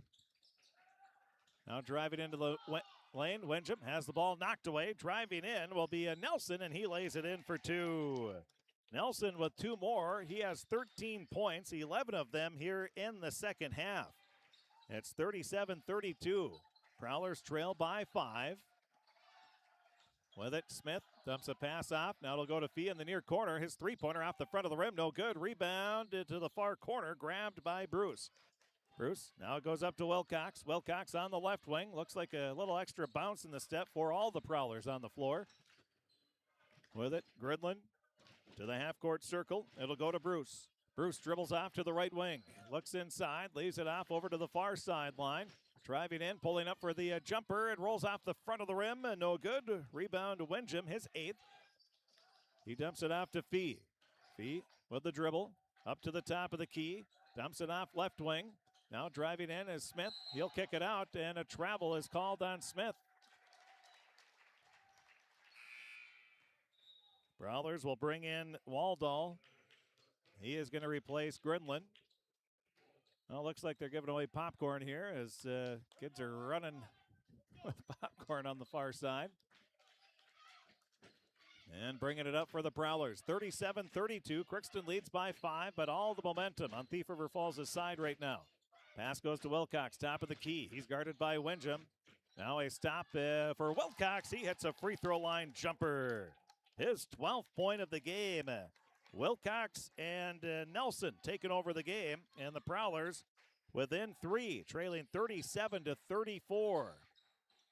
Now a 3 coming back and hitting it from the left wing with 10:56 remaining is Fee. That'll be his 9th point of the game, 40-34.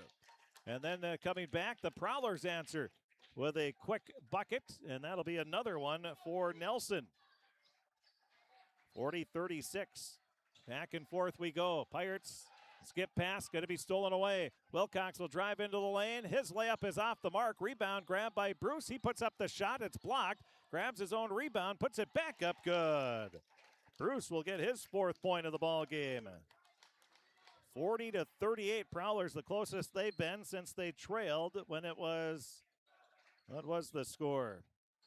Well, they haven't been this close. Then the Pirates come back, and Fee will get another 3. The defense has been put on ice here. It's all offense. 43-38.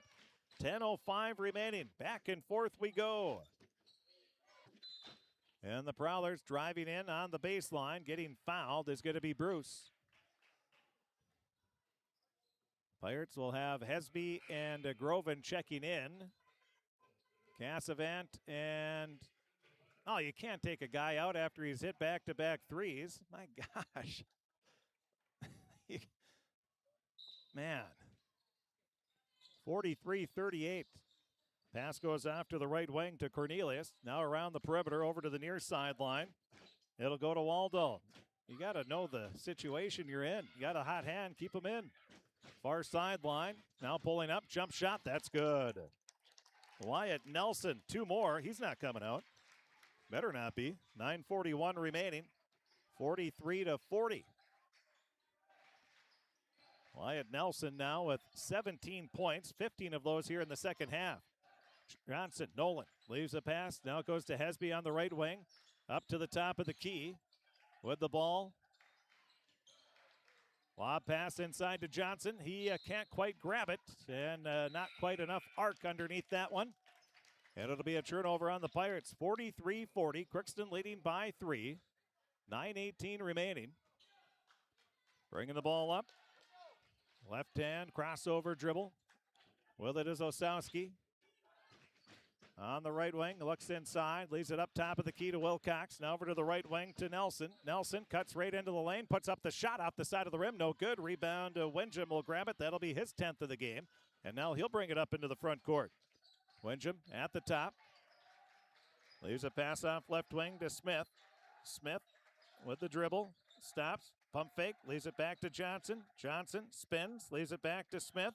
He'll try to drive. Offensive foul is going to be called on Nolan Johnson. That was pretty visible. If you're watching it through KROX TV, that was an easy foul to call for the official. A pretty solid push-off by Nolan. Just over halfway through, we'll have Cassavant checking in at the next dead ball. Into the front court with it is Wilcox. Now off to the left wing, it'll go to Nelson. Nelson fakes a pass inside. Now off to the right wing. It goes back to Wilcox. Wilcox drives in, puts up the shot. That short rebound. Johnson comes away with it. Wow. 12th rebound of the game for Nolan. Great game for the freshman, hitting the glass there. Now with it is Windjam. Leaves a pass off left wing. It'll go over to Smith. Smith drives baseline, lobs a pass over to Hesby. Hesby tries to catch it with one hand, does not, and the Prowlers will pick it up. Into the front court with the ball. Pass goes near sideline to Grinlund. Grinlund back to the left wing. It'll go to Waldall. Now to the half-court circle. It'll go over to Osowski. Osowski back to Nelson. Nelson dumps it off near corner. Over to Osowski. Osowski drives baseline. Leaves it to Wilcox. A three. Hits it. You knew that was going in. Wilcox buries the three. That's his 15th point of the game. 9th of the second half. And we're tied at 43 apiece. Now a blocking foul is going to be called on the Prowlers. Nelson. That'll be his third personal foul. And Nelson showing not a lot of class there. He gets right into the face of Windjam after the foul was called. And the official came over. And now Nelson getting very close to a technical foul. Now a pass goes off. With the ball, Windjam. Windjam crosses over. Now a foul is going to be called on Osowski.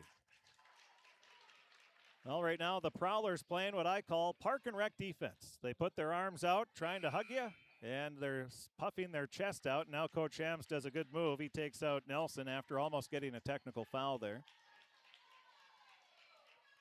And a timeout's going to be called by the Prowlers. Coach Hams, I'm sure, wants to talk to his team. Say you got to move your feet. You got to play defense with your feet and not your chest.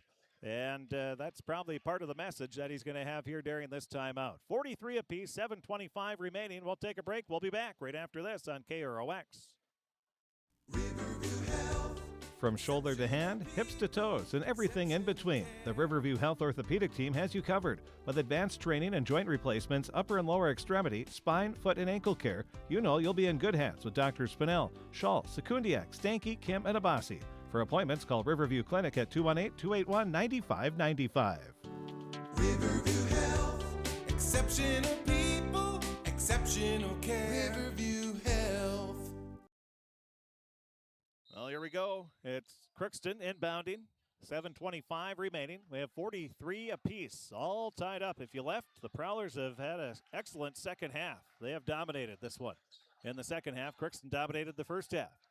On the near sideline, driving in, Windjam puts up a shot. Offensive foul is called. Getting underneath, taking the charge, moving his feet. That's exactly what I said. You got to play defense with your feet, and that's exactly what the Prowlers did. Stepping in front, and Windjam will pick up his third foul of the game. Good defense by Thief River Falls. And Coach Erdman, I think, asking if he was inside the half circle, which that's where he fell. That doesn't mean that's where he was.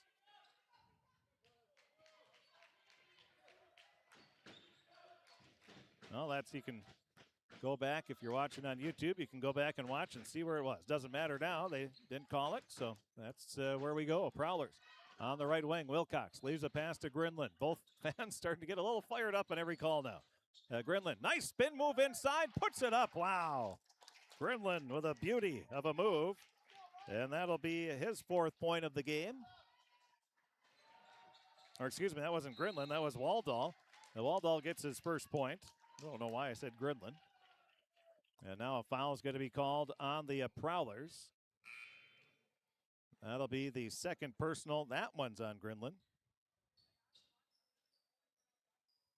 45-43. Prowlers with the lead. Windjam will be at the line. He's going to be shooting the bonus. 6:41 remaining. And the free throw is good. 45-44. Pirates trail.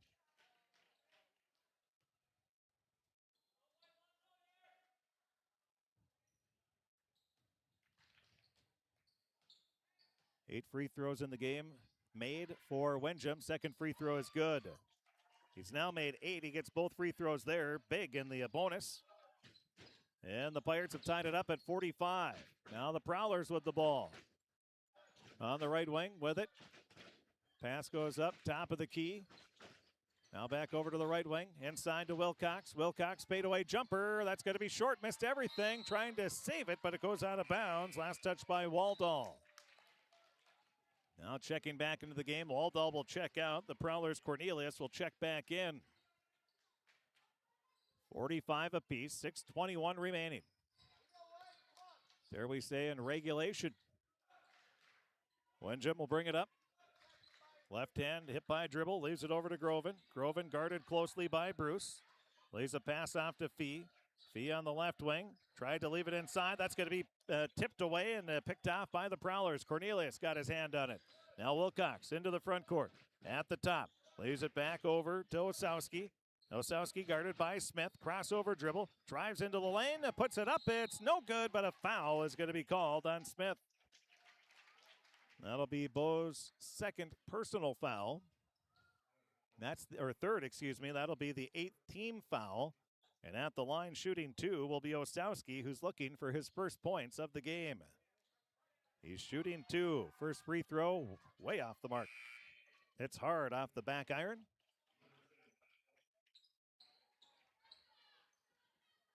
Checking out of the game is Bruce. Checking back in. Grinlin, 2nd free throw. That's nothing but net. Osowski goes 1 of 2 from the free throw line. 46-45. Thief River Falls leading by 1. Crookston with the ball. Windjam, right hand dribble. Left to right to go the Pirates in the second half. Dribbles off to the right wing. Guarded by Grinlin. Up to the top of the key. Leaves a pass off to Johnson. He spins into the lane. Leaves a pass up to Windjam. Now to Smith. Smith gets it over to Groven. A three-pointer near corner. That's off the back of the rim. No good. Rebound and a foul is going to be called. That'll be on Carter Fee. And we'll go to the other side of the floor where the bonus is going to be. So the foul on Fee. He got the hold when they were chasing for the loose ball. And at the line, shooting the bonus will be Wyatt Nelson. Shooting the front end of the bonus. And the free throw is good. 5:26 remaining. 47-45. Now the second free throw is good. Both free throws made. Those are his first 2 free throws of the game. 48-45. Wyatt Nelson gives the Prowlers a 3-point lead. That is their biggest lead of the game. Now pass off to the right wing, up to the top of the key. It'll go to Smith. Smith cuts in, drives, puts up the shot. No good, but a foul is going to be called. And it looks like that's going to be on Osowski, the way he reacted, and it will be. And Osowski, he will foul out with his 5th foul of the game. He fouls out with 1 point and 5:11 remaining in the game. So Osowski fouls out with 5:11 remaining. At the line will be Smith, the 8th grader. Eyes down the rim, right-hand free throw, nothing but net.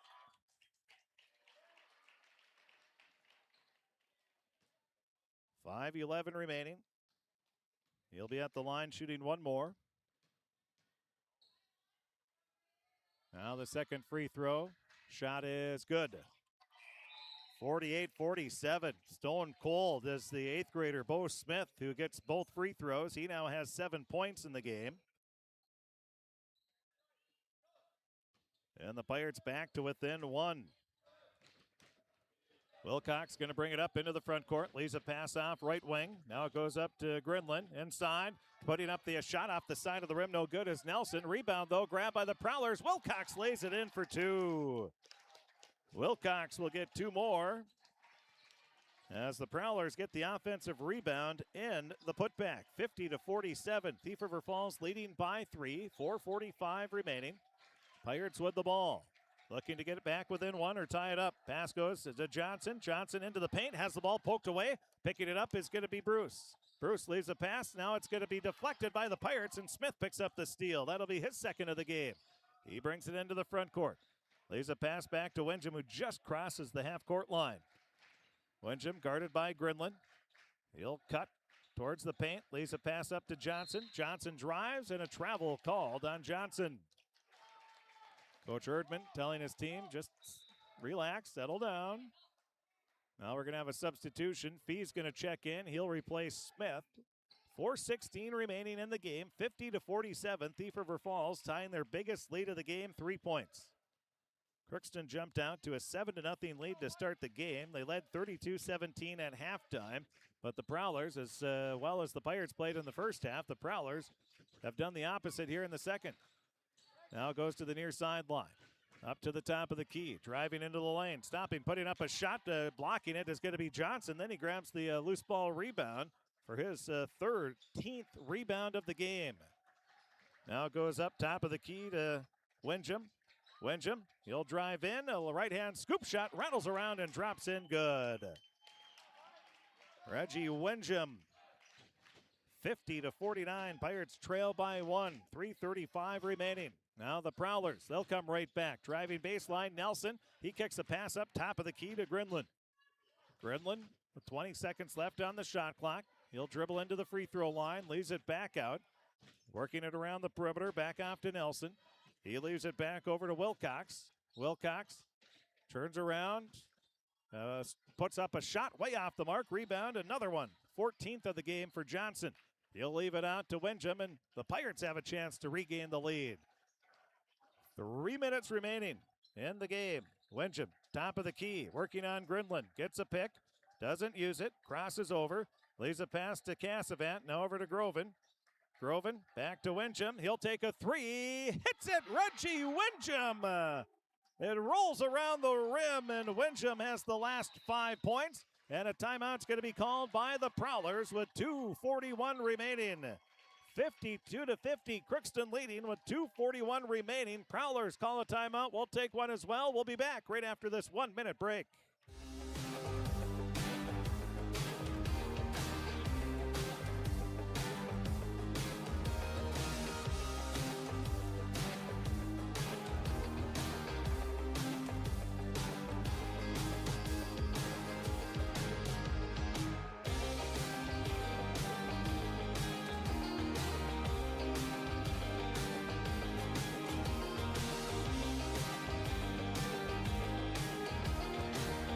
Shopping for groceries is easier than ever with Hugo's Family Marketplace. To simplify life, Hugo's offers convenient online shopping with delivery or curbside pickup at gohugos.com. Even better, shop on the go with the Hugo's Family Marketplace smartphone app. Download e-coupons, recipes, grocery lists, weekly ads, and place your grocery order right from your phone. Save time and save big with Hugo's Family Marketplace, your hometown grocer since 1939. You're gonna find more low prices, more great stuff when you go to Hugo's. 52-50, Crookston has the lead after Reggie Wenjum has scored 5 straight points. Boy, that's the offensive spark the Pirates needed. And they're back up by 2. With the ball, Thief River Falls looking to counter. Wilcox cuts right to the basket. Has the ball stripped away by Gunnar Groven. Gunnar with a big steal. Just reached right in and said, I'll take that. Now the Pirates have the ball. They should be in no hurry here. Groven at the top of the key. Leaves it off to Fee. Fee at the top. Gets it over to Cassavant. Cassavant moves the ball around, leaves it off to Wincham at the half-court circle. He'll get a pick. He crosses over as the ball poked away, regains control. Reggie is fouled on the arm. That is going to be a bonus situation. That'll be the 9th foul on Thief River Falls. And Connor Bruce will pick up his 2nd personal foul. A Prowler fan must not be watching the game. He said that was a terrible call. It was pretty blatant. As Wincham had his arm grabbed. 2:03 remaining. Gunner got the steal. Now Wincham at the line. Shooting one more after making the first. And that one is good. 2:03 remaining. 54-50. Wincham has 7 straight points, and the Pirates lead by 4. Now the Prowlers with just under 2 minutes remaining. Pass goes to Wilcox. He's dangerous, drives in, puts it up too strong. Rebound, Johnson, his 15th. Johnson leaves it off. Over to Wincham, and he'll slowly bring it up into the front court. He has it at the top of the key. Looks around, dribbles off to the near sideline, picks up the dribble. Nowhere to go. Obviously, with no dribble, his pass is going to be deflected, and a timeout is called by Coach Erdman right in time. A minute 32 remaining, 54-50, the score. And Coach Hams, I think, pleading his case on a no foul on that last possession when Wilcox took it strong to the basket. Of course, to no avail. And with a minute 32 remaining in regulation, it's Crookston 54, Thief River Falls 50. Don't go away. We'll be back right after this. Looking for some family fun? Come to Happy Joe's Pizza and Ice Cream. Sizzling hot, made-to-order pizza with all your favorite toppings. Cool off with our delicious hand-scooped ice cream. So many flavors and so much fun. And don't forget our game room, packed with excitement for kids of all ages. Happy Joe's Pizza and Ice Cream, Crookston, Minnesota. Call us or stop by today. Times to be together. Happy Joe's. Ever wonder what your city government does for you? They provide police and fire protection, emergency and disaster. Respective huddles. And the Prowlers coaching staff, Coach Hams going over the instructions. A minute 32 left, a lot of time on a 2-possession game. Especially with both teams are going to be in the double bonus here. That's 2 free throws on every foul except for a player control foul. Crookston will inbound. It's going to be Fee. He'll get it into Wincham in the backcourt. Wincham, crossover dribble. He's going to UMC next year. Nobody picks him up, and he lays it in. Wincham has taken over the game, 56-50, with a minute 20 remaining for the layup as parted like the Red Sea. And now a foul is going to be called. Nolan Johnson, he twisted an ankle, the right ankle, and he is walking off gingerly. And the foul is going to be on Nolan Cassavant. That'll be his 2nd personal, and Josh Hesby is going to check in. As Johnson looks like he might have rolled that ankle. He's trying to walk off, but then couldn't make it anymore. So we have an injury timeout here. Again, Josh Hesby will be coming in for Crookston to replace Johnson.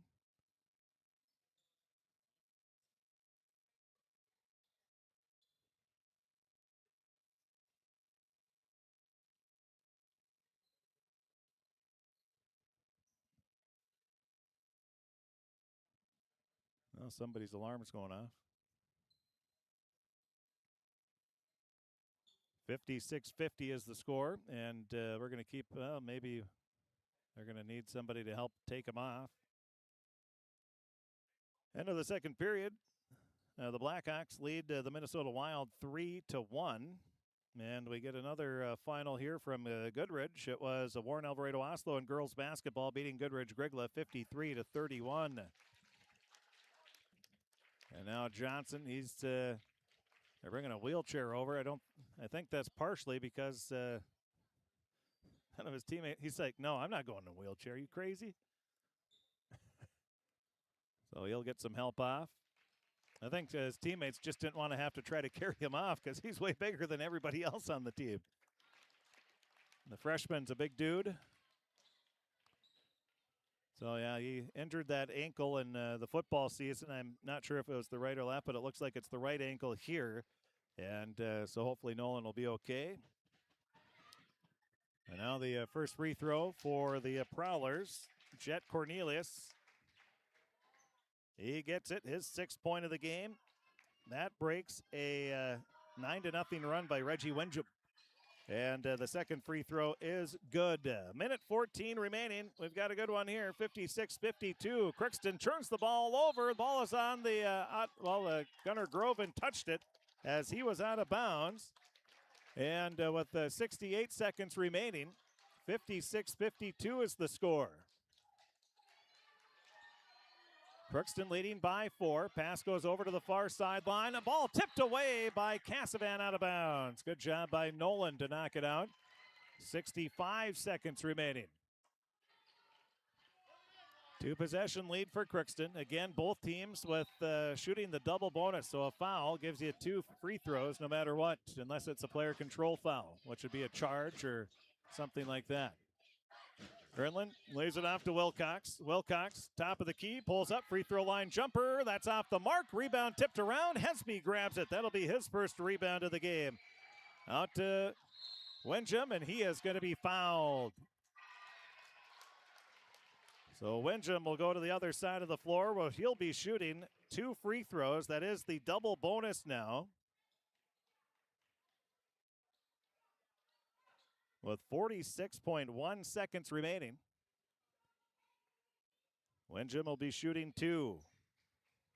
That is the 10th team foul. Both teams with 10 fouls apiece. That'll be the 3rd personal on Gridlin.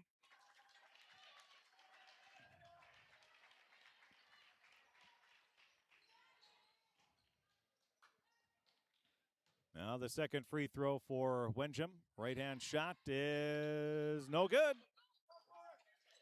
So he misses both. Now coming up, Grinlin. He'll drive into the lane, puts up a shot. There's a foul. That's going to be on Hesby. And at the line, shooting 2 will be Grinlin.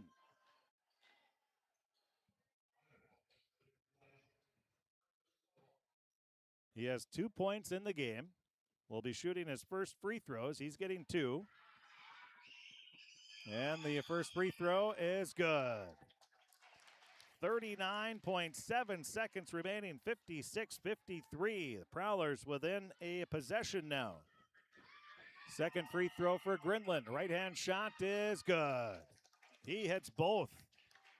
56-54, Crookston leading by 2. Pass is going to go to Fee. He's going to be fouled right before he could get it up to Cassavan. And Fee will be at the line where he's going to be shooting 2 free throws with 36.4 seconds remaining.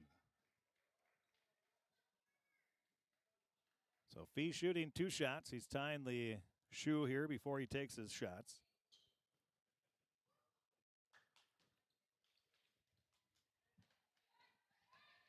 Fee eyes down the rim. Right-hand shot is good. 57-54. That gives the Pirates a 3-point lead. 13 points now for Fee. Now this could make it a 2-possession lead. Second shot for Fee is good. Nothing but net. 58-54. Pirates lead by 4. Prowlers with it. Wilcox drives into the free throw line. Baseline jumper is no good. In and out. Rebound is loose. Picked up by Windjam, and he's going to be fouled. Windjam with his 11th.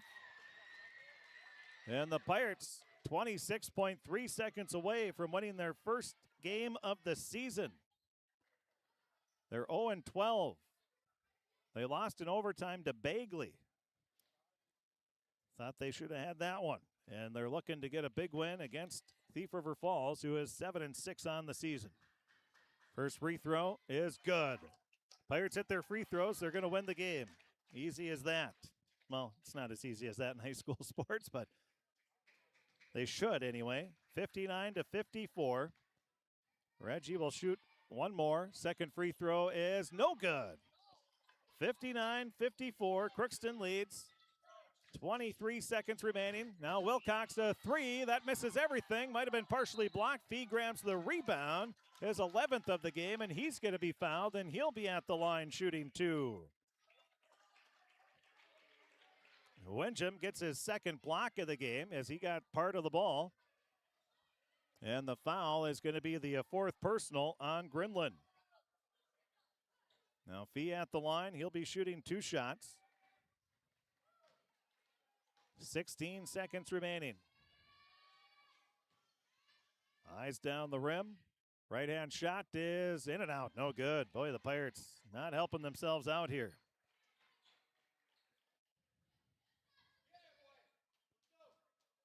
.2 seconds left. It remains a 5-point lead. Pirates shooting one more free throw. It'll be Carter Fee. He is 2 of 3 from the line. Second free throw is good. 60-54, big free throw there, and the Pirates lead by 6. Now a pass, that's going to be stolen away by Casavan. Gets it up to Windham. Windham goes in, his layup is good, and the crowd going nuts with a 62-54 lead. A three that spins out. Fee grabs the rebound, and the Pirates win their first game of the year. And the Pirates are jazzed, as you would expect. Not only do they get their first win, they beat their rival, the Thief RIver Falls Prowlers, in a big Section 8 AA victory here tonight, and the Prowler fans are shocked. 62-54, Pirates win, and they improved to 1-12 on the season. And the Prowlers, they will drop to 7-7. We'll take a break. We'll be back. We'll talk with the head coach of the Crookston Pirates, Coach Bruce Erdman. We'll talk with a Pirate player, maybe two. That's all going to be coming up as the young Pirates, they're all cheering. They're excited, giving the Pirates high fives as they check off. Pretty cool there for the Pirate team as they get their first win, and a much-needed win at that. Pirates improved to 1-12 on the season. The Prowlers will drop to 7-7. We'll take a break. We'll be back. Take a look at all the scoring, the stats. The pick. We'll have coaches' comments. We'll also have a player or two as well. That's all going to be coming up here in the post-game show. That's a happy Tuesday. The Pirates win 62-54 over the Thief RIver Falls Prowlers. We'll take a break. We'll be back with the post-game show coming up right after this.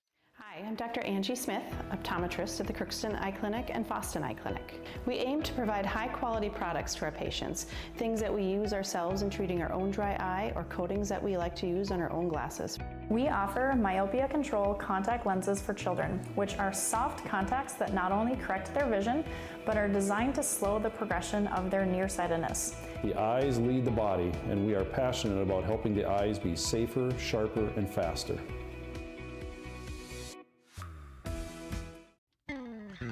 Crookston Valley Cooperative in Crookston is your full-service local agronomy dealer, delivering the products and services that you've come to expect. Crookston Valley Cooperative specializes in seed, chemical, and fertilizers that you need to keep your farm operation growing.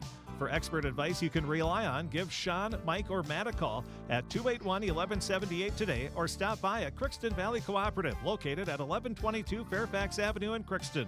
Crookston Valley Co-op, here to keep you growing.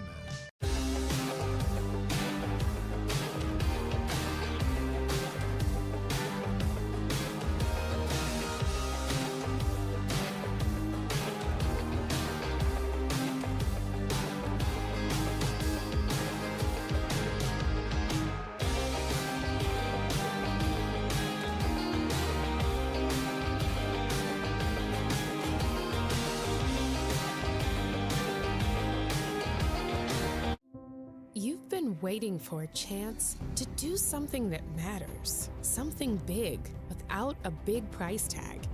Welcome to Northland Community and Technical College. Here you can have a big impact on a small campus, in classrooms that mirror today's workplace, with instructors who teach from experience and know you by name. You've been waiting for a place like this. Are you ready?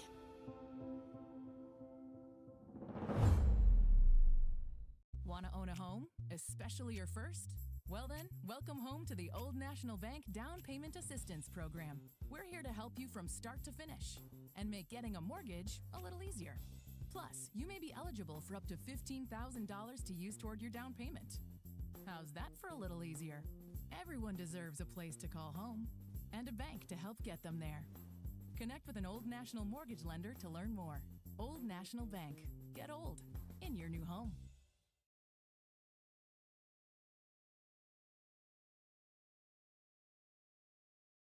You deserve the best. Earn your degree at University of Minnesota Crookston with the best public dorms in Minnesota, ranked by niche. With over 75 programs, you'll easily find the best fit for you. In this close-knit community, you're just around the corner from your new best friends. Plus, the U of M system has the lowest cost after financial aid in the state, so you receive the best value for your education. University of Minnesota Crookston. Small campus, big degree. The best of both worlds.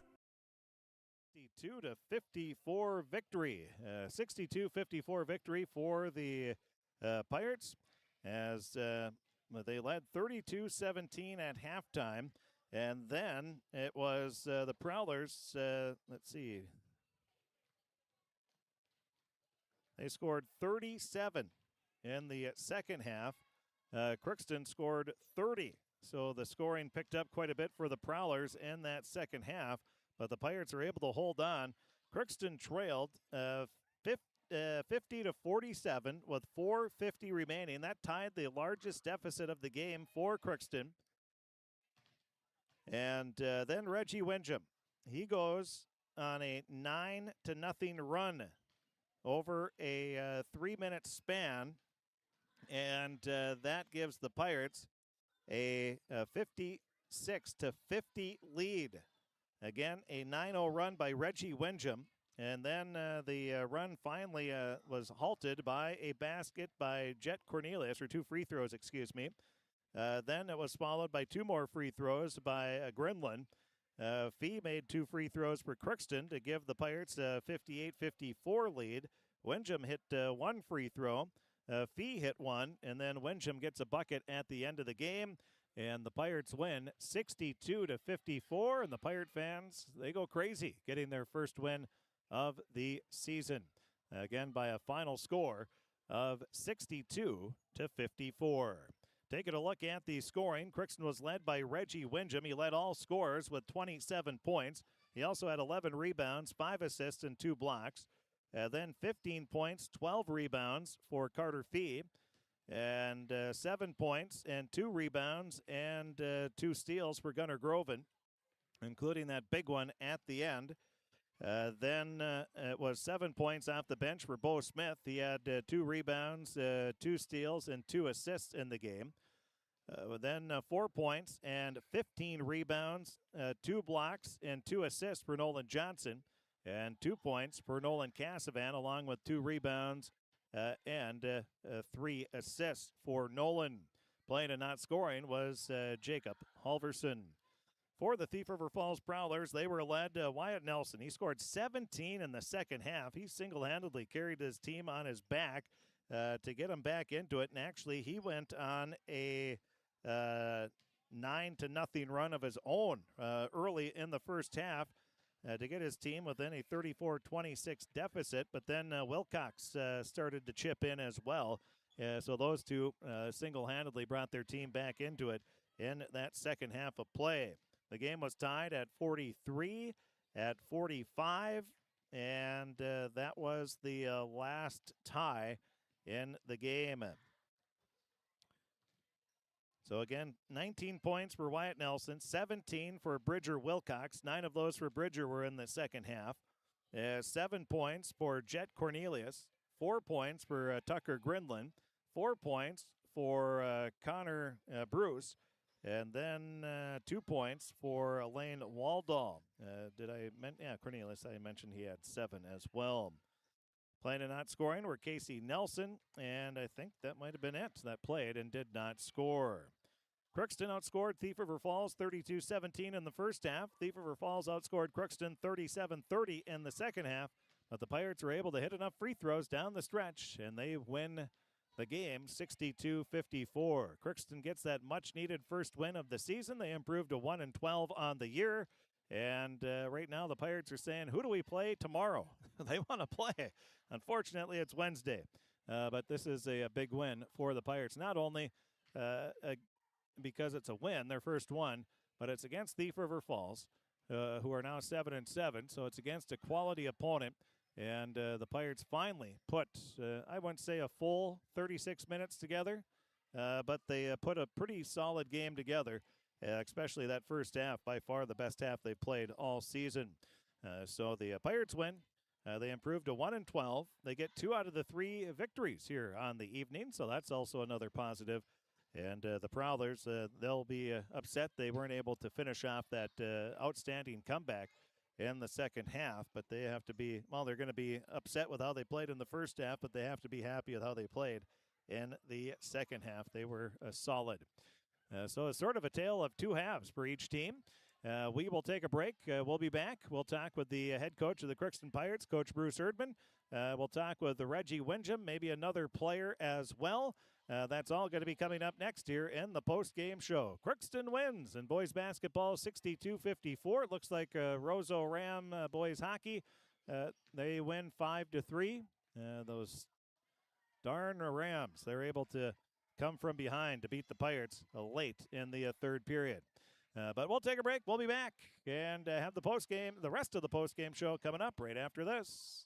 Looking for some family fun? Come to Happy Joe's Pizza and Ice Cream. Sizzling hot, made-to-order pizza with all your favorite toppings. Cool off with our delicious hand-scooped ice cream. So many flavors and so much fun. And don't forget our game room, packed with excitement for kids of all ages. Happy Joe's Pizza and Ice Cream, Crookston, Minnesota. Call us or stop by today. Good times to be together. Happy Joe's.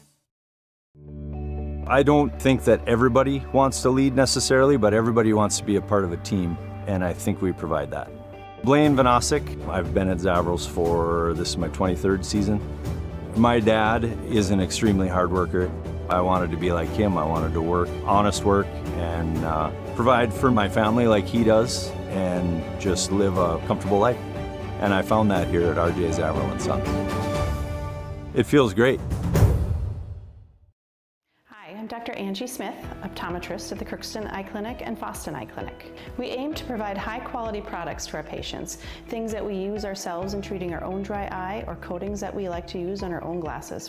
We offer myopia control contact lenses for children, which are soft contacts that not only correct their vision, but are designed to slow the progression of their nearsightedness. The eyes lead the body, and we are passionate about helping the eyes be safer, sharper, and faster.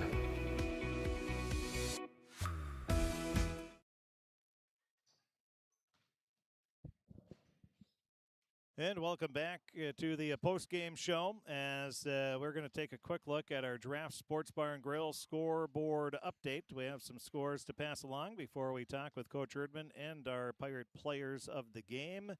And let's see what we have here. First in girls basketball, junior high, Crookston 7th graders. They beat Red Lake Falls 54-16. Crookston 8th graders. They fall to Red Lake Falls 24-23. In varsity girls basketball, Climax Fisher beat Winnimac 63-47. Minoman Waban, they beat Walker Hackensack Akeley by a final score of 42-34 in that one. Other scores that we have, Lake Park Audubon beat Foston 59-36. And Kelliher Northome, they beat Lake of the Woods 89-33. Fertile Beltrami in overtime beat Badger Greenbush Middle River 60-50. Thank you, Rod. And then Monaga, they beat, they're leading Bertha Hewitt 88-33 in that one. And those are just some of the scores. We'll pass along some other ones here a little later in our post-game show. We're now joined by the head coach of the Crookston Pirates, Coach Bruce Erdman. And Coach, well, you held on. I would say you'd have to maybe your best first half or best half of the season. You build a 32-17 lead at halftime. You start the game on a 7-0 run. And what a game from your guys here tonight. Yeah, it feels pretty good. Number one. Yeah, it just I'm so happy for our guys to finally feel it and feel it, if taste it, and just to get the W like that. And like I'm always reflecting too as a coach, and like you're always thinking every year's a new year, and then like last year, like same thing kind of happened in Thief River. We kind of kicked their butt all game, and then they came back in the final couple minutes and won. Well, not this time. And that shows a lot to our guys, and just kind of the way it happened. It wasn't pretty. I mean, Thief River, they're not a bad basketball team either, but they clawed back in it, and but then for us to propel from there, and Reggie's 3 was big. I don't know when to put it up, but yeah, I'm just so happy for the guys, just to, because we've been so close and over the hump so many times this year, and just haven't got the win. Finally, it came tonight, and yeah, I'm very happy. Let's just fast forward. Let's talk about the start. You take a 7-0 lead. They score the next 5 points, and then you go on a 9-0 run. Windjam had 3 points. Fee had a 3, and then Smith had a bucket as well to sort of get you. Oh, and Nolan had 2 free throws in there, and so you're able to build that lead, and then you were just able to continually, slowly build on that lead, and you lead 32-17 with a 3-point play for Reggie in the final seconds of the first half. And what was it like at halftime? It was good. Obviously they put themselves in a good position. They came out ready to play. I can just speak for our team, and we built that lead, because we were playing better than they were, clearly. And for the halftime leave, talking about the guys in the locker room, and we just go through it like you got to keep playing the game. You got to keep being tough. You got to build on the lead, like slowly build, like you said. You don't need another 10-0 run. You just need like 6-2 runs and 5-2 runs, and slowly just kind of build that lead and build that lead. Second half though is a different story. You get the first basket 30 seconds in, but then.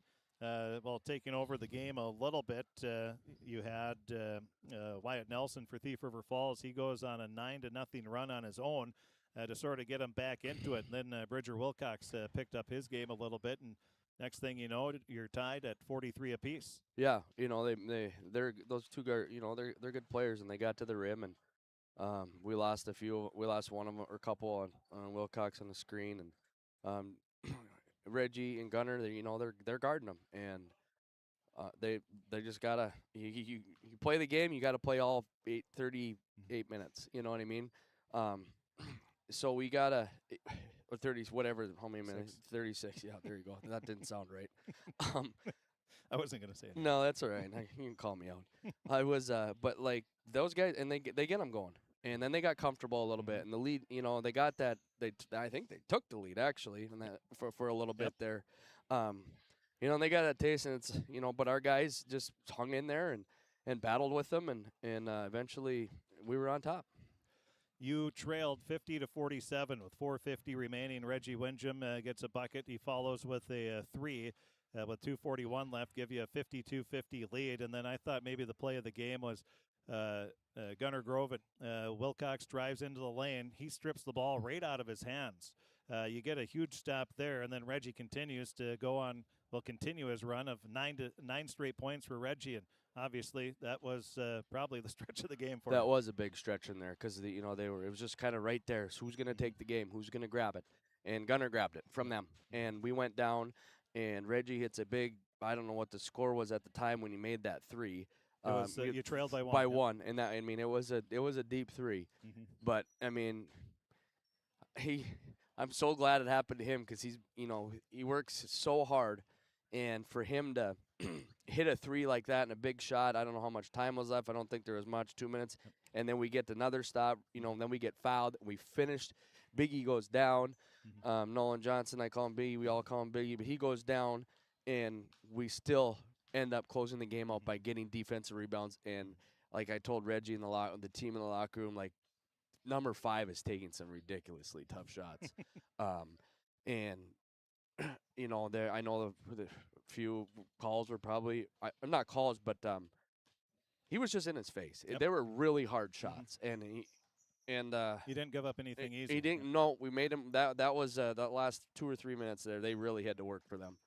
I'm going to say this. There was a little case. I didn't mark down the time, but one of the Thief River Falls players was getting into Reggie's face a little bit after I think Reggie had the ball knocked away. And I wish I would have wrote down the time because I'm pretty sure after that Reggie goes on a 9-0 run. Yeah, I don't know when it was. I don't know if it was. It might have been a little bit before that. Sure. He probably could have got another technical, but which I thought. But yeah, he did. He just, and he, I called timeout or whatever, and just got us like, guys, just they want to play the officials, they can play the officials. We're not going to do that. We've already did that before. Like we got to knock that off. Like we play to win the game. We shut our mouths, we let the officials do the officiating, and we finish the play and finish the possession. And that's what we did. You finish it off, and it was fun to see. You had some of the young Pirates come over. They were shaking the hands and giving high fives as the players come off. Just the student body, the Pirate fans that were here, they knew how big this win was for your team. Yeah, they did. I mean, everybody could probably feel it in the gym. I mean, that's been on the Crookston side for sure.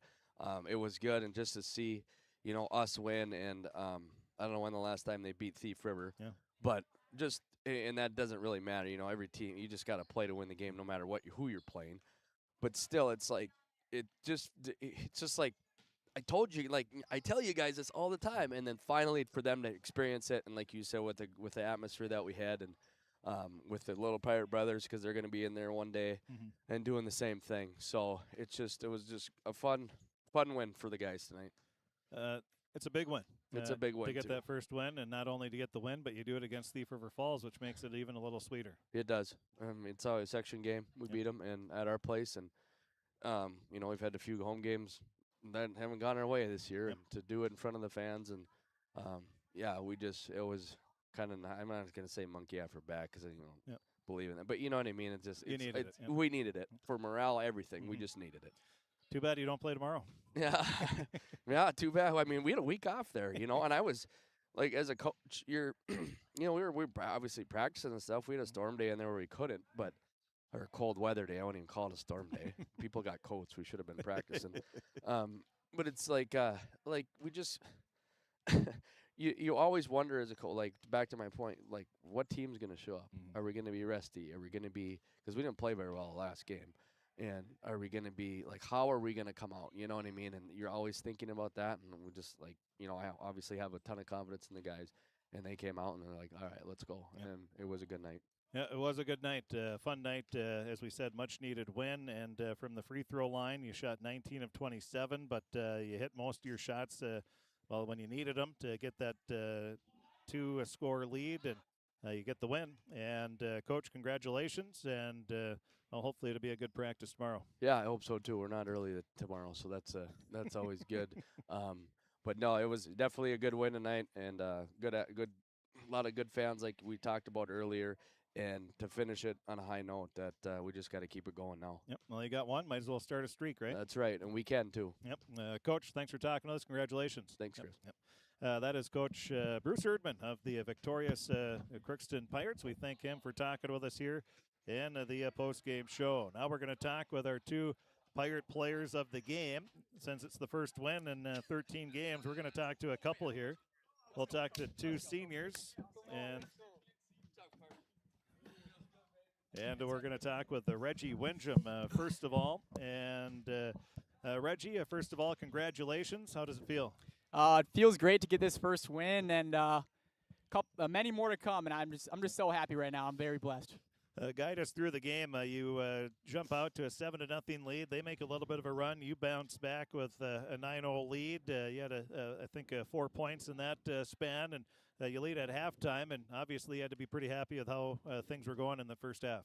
Yeah, for sure. We came out in the game 7-0 run, and we came into this game knowing that we can win, and we are capable of doing many great things, especially in this game. And we came out kind of hot, and just kept going from there.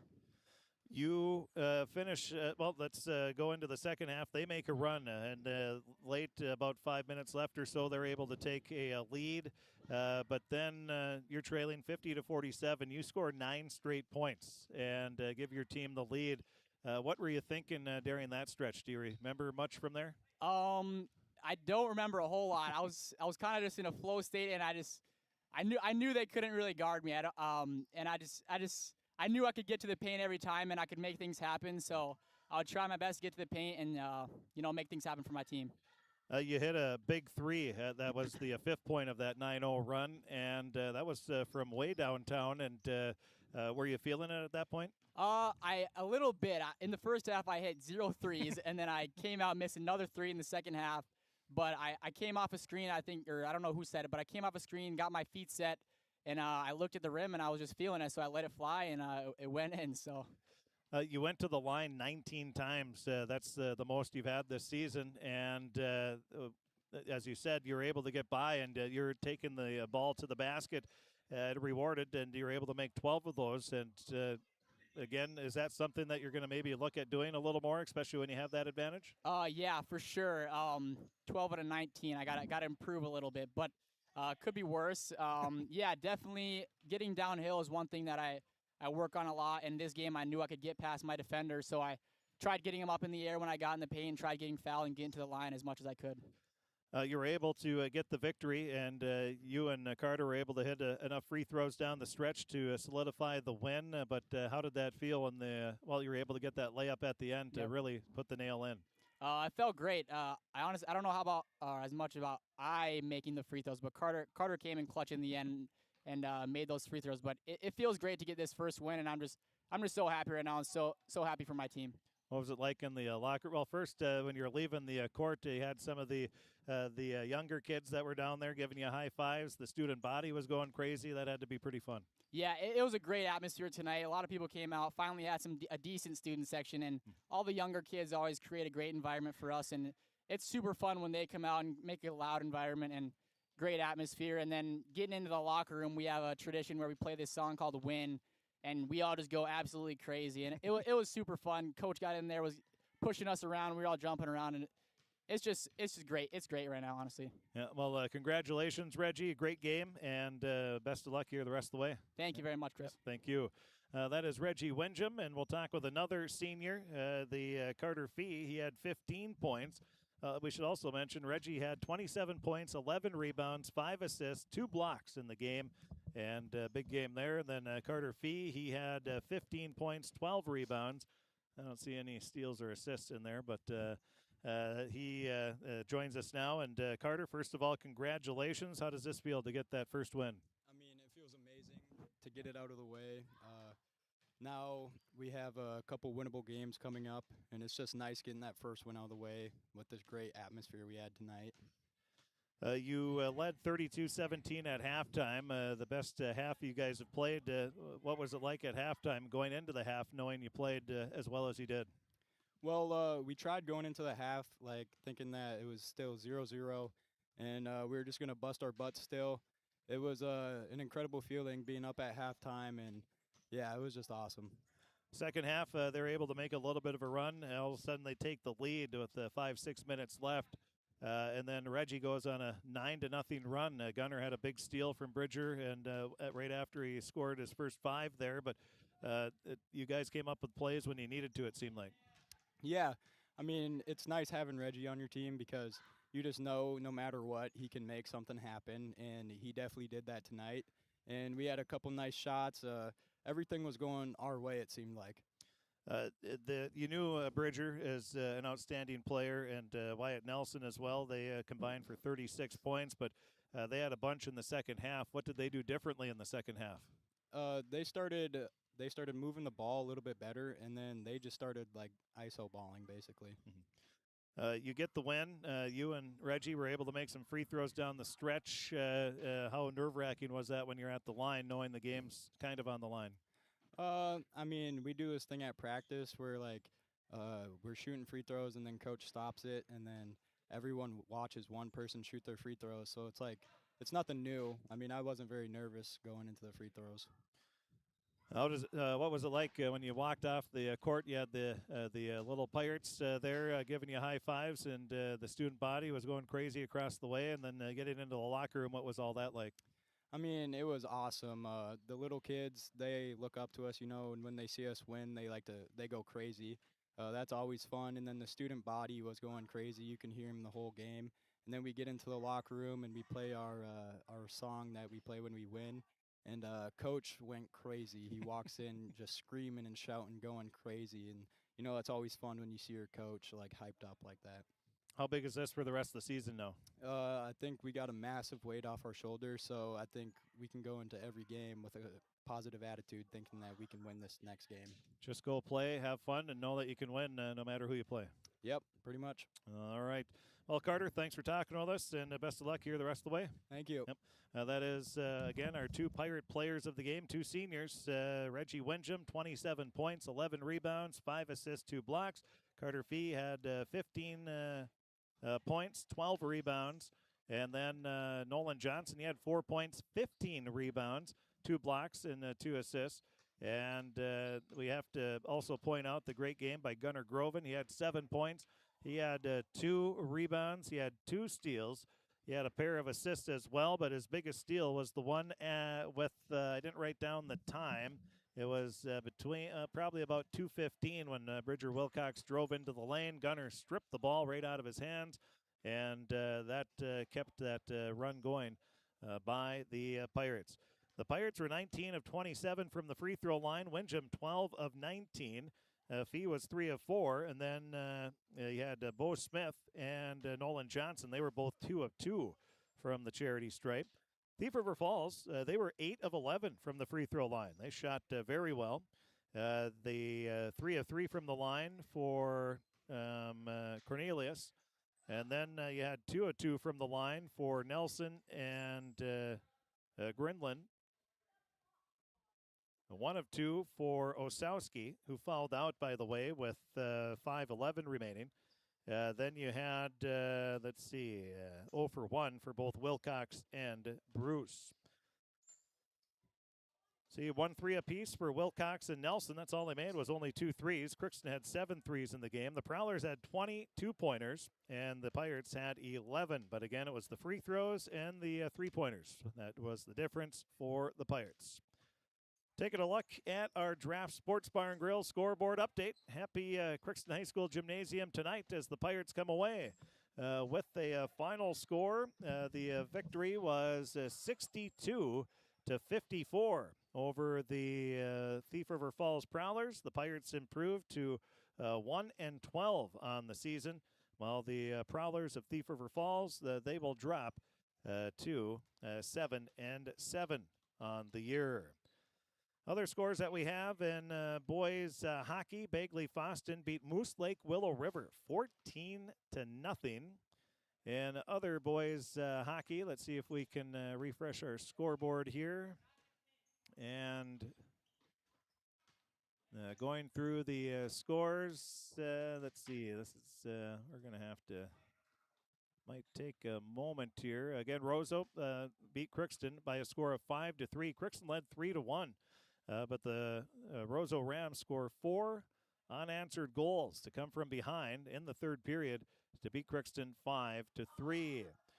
And other scores, Hibbing Chisholm, they beat Rockridge 6-3. We mentioned that because Hibbing Chisholm's number 1 in the state. And then we also have, see if we can, I'm trying to find that Moorhead East Side. That was Moorhead beating East Grand Forks by a score of 5-2 in that one. And boys, NHL play, the Wild and Chicago tied at 13 apiece. 3 apiece. Did I say 13? Yeah.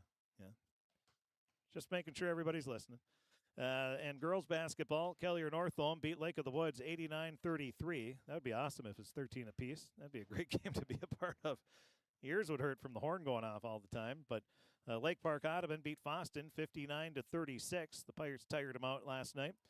Climax Fisher beat Winnimac 63-47. Mahnomen Waban beat Walker Hackensack Akeley 42-34. Fertile Beltrami in overtime beat Badger Greenbush Middle River 60-50. Monaga beat Bertha Hewitt 88-33. Monaga cracking the top 10 for the first time this season. Congratulations to them on their undefeated start. They're in Section 8AA. Perham ranked 6th in AA. So 2 8AA girls teams ranked in the top 10. And then Wadena Deer Creek, they beat New York Mills by a score of 61 to 35. Kitson County Central beat Roseau 71 to 57. Sacred Heart, they beat the Northern Freeze 72 to 43. And Warren Alvarado Oslo beat Goodridge Grigla 53 to 31. And other scores, doesn't look like we have a whole lot more to pass along there. And yeah, that's about it on the girls' side. Well, Dilworth, Glendon, Felton, they beat Hawley 89 to 53. Barnesville beat Park Rapids 76 to 40. Frazee beat Staples Motley 67-23. Perham beat Pelican Rapids 77 to 69. Now on to boys' scores. It was Frazee beating Monaga 70 to 54. East Grand Forks beat Warroad 65 to 58. And in other scores from around northwest Minnesota, it was Melrose beating Osaka 66 to 54. Staples Motley, they beat Perham 65 to 55. Of course, as you heard right here on KROX, Crookston beat Thief River Falls 62 to 54. Detroit Lakes beat Barnesville 93 to 50.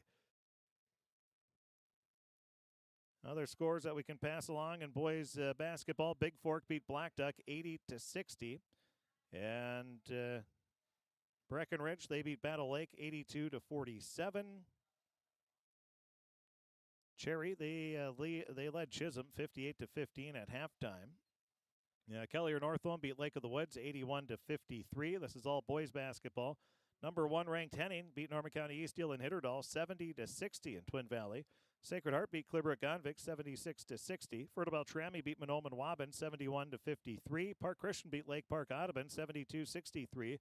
Red Lake County, they beat Stephen Argyle 72 to 34. Red Lake County just keeps on flexing their muscles as they remain undefeated. They won't. They're number 2 in the state. Red Lake County is. It's going to be tough to get number 1 because Henning keeps winning as well. Pelican Rapids, they're ranked 6th in the state. They had no problems with Ada Borup West, 72 to 38. Goodridge Grigla beat Northern Freeze 50 to 45. That's a big win for Goodridge Grigla. And then that's about it on our scores there. And girls hockey, it looks like East Grand Forks is going to get the number 2 seed as they came away with a victory over Thief River Falls by a final score of 4-2. So East Side will get the number 2. What does that mean? Well, now Thief River Falls will have to play a first-round game. They'll host International Falls, and then East Grand Forks will get a first-round bye, and then East Grand Forks will have to play the winner of Thief River Falls and International Falls at East Grand Forks is where the semifinals will be. And it looks like Crookston's going to be taking on Detroit Lakes in Crookston next Thursday in the first round. That should about do it. We're going to have the story, the stats, the scores, pictures, and the video replay if you want to go back and watch the exciting finish. All that more available on our website, kroxam.com. And click on sports. We'll also have the boys hockey story, stats, the scoring, pictures, and more as well. The final score here from the Crookston High School Gymnasium, it was the Crookston Pirate Boys 62, Thief River Falls 54. Crookston improves to 1-12 on the season. Thief River Falls, they will drop to 7-7. Tomorrow on KROX, we have a doubleheader of Gopher basketball, Gopher women. They're at Penn State at 5. We'll have the pregame show at 4:30. And then men's basketball, they're at Wisconsin, 7:30 the pregame to that one, 8 o'clock. Will be the opening tip, a doubleheader of Gopher basketball and Big Ten play tomorrow on KROX.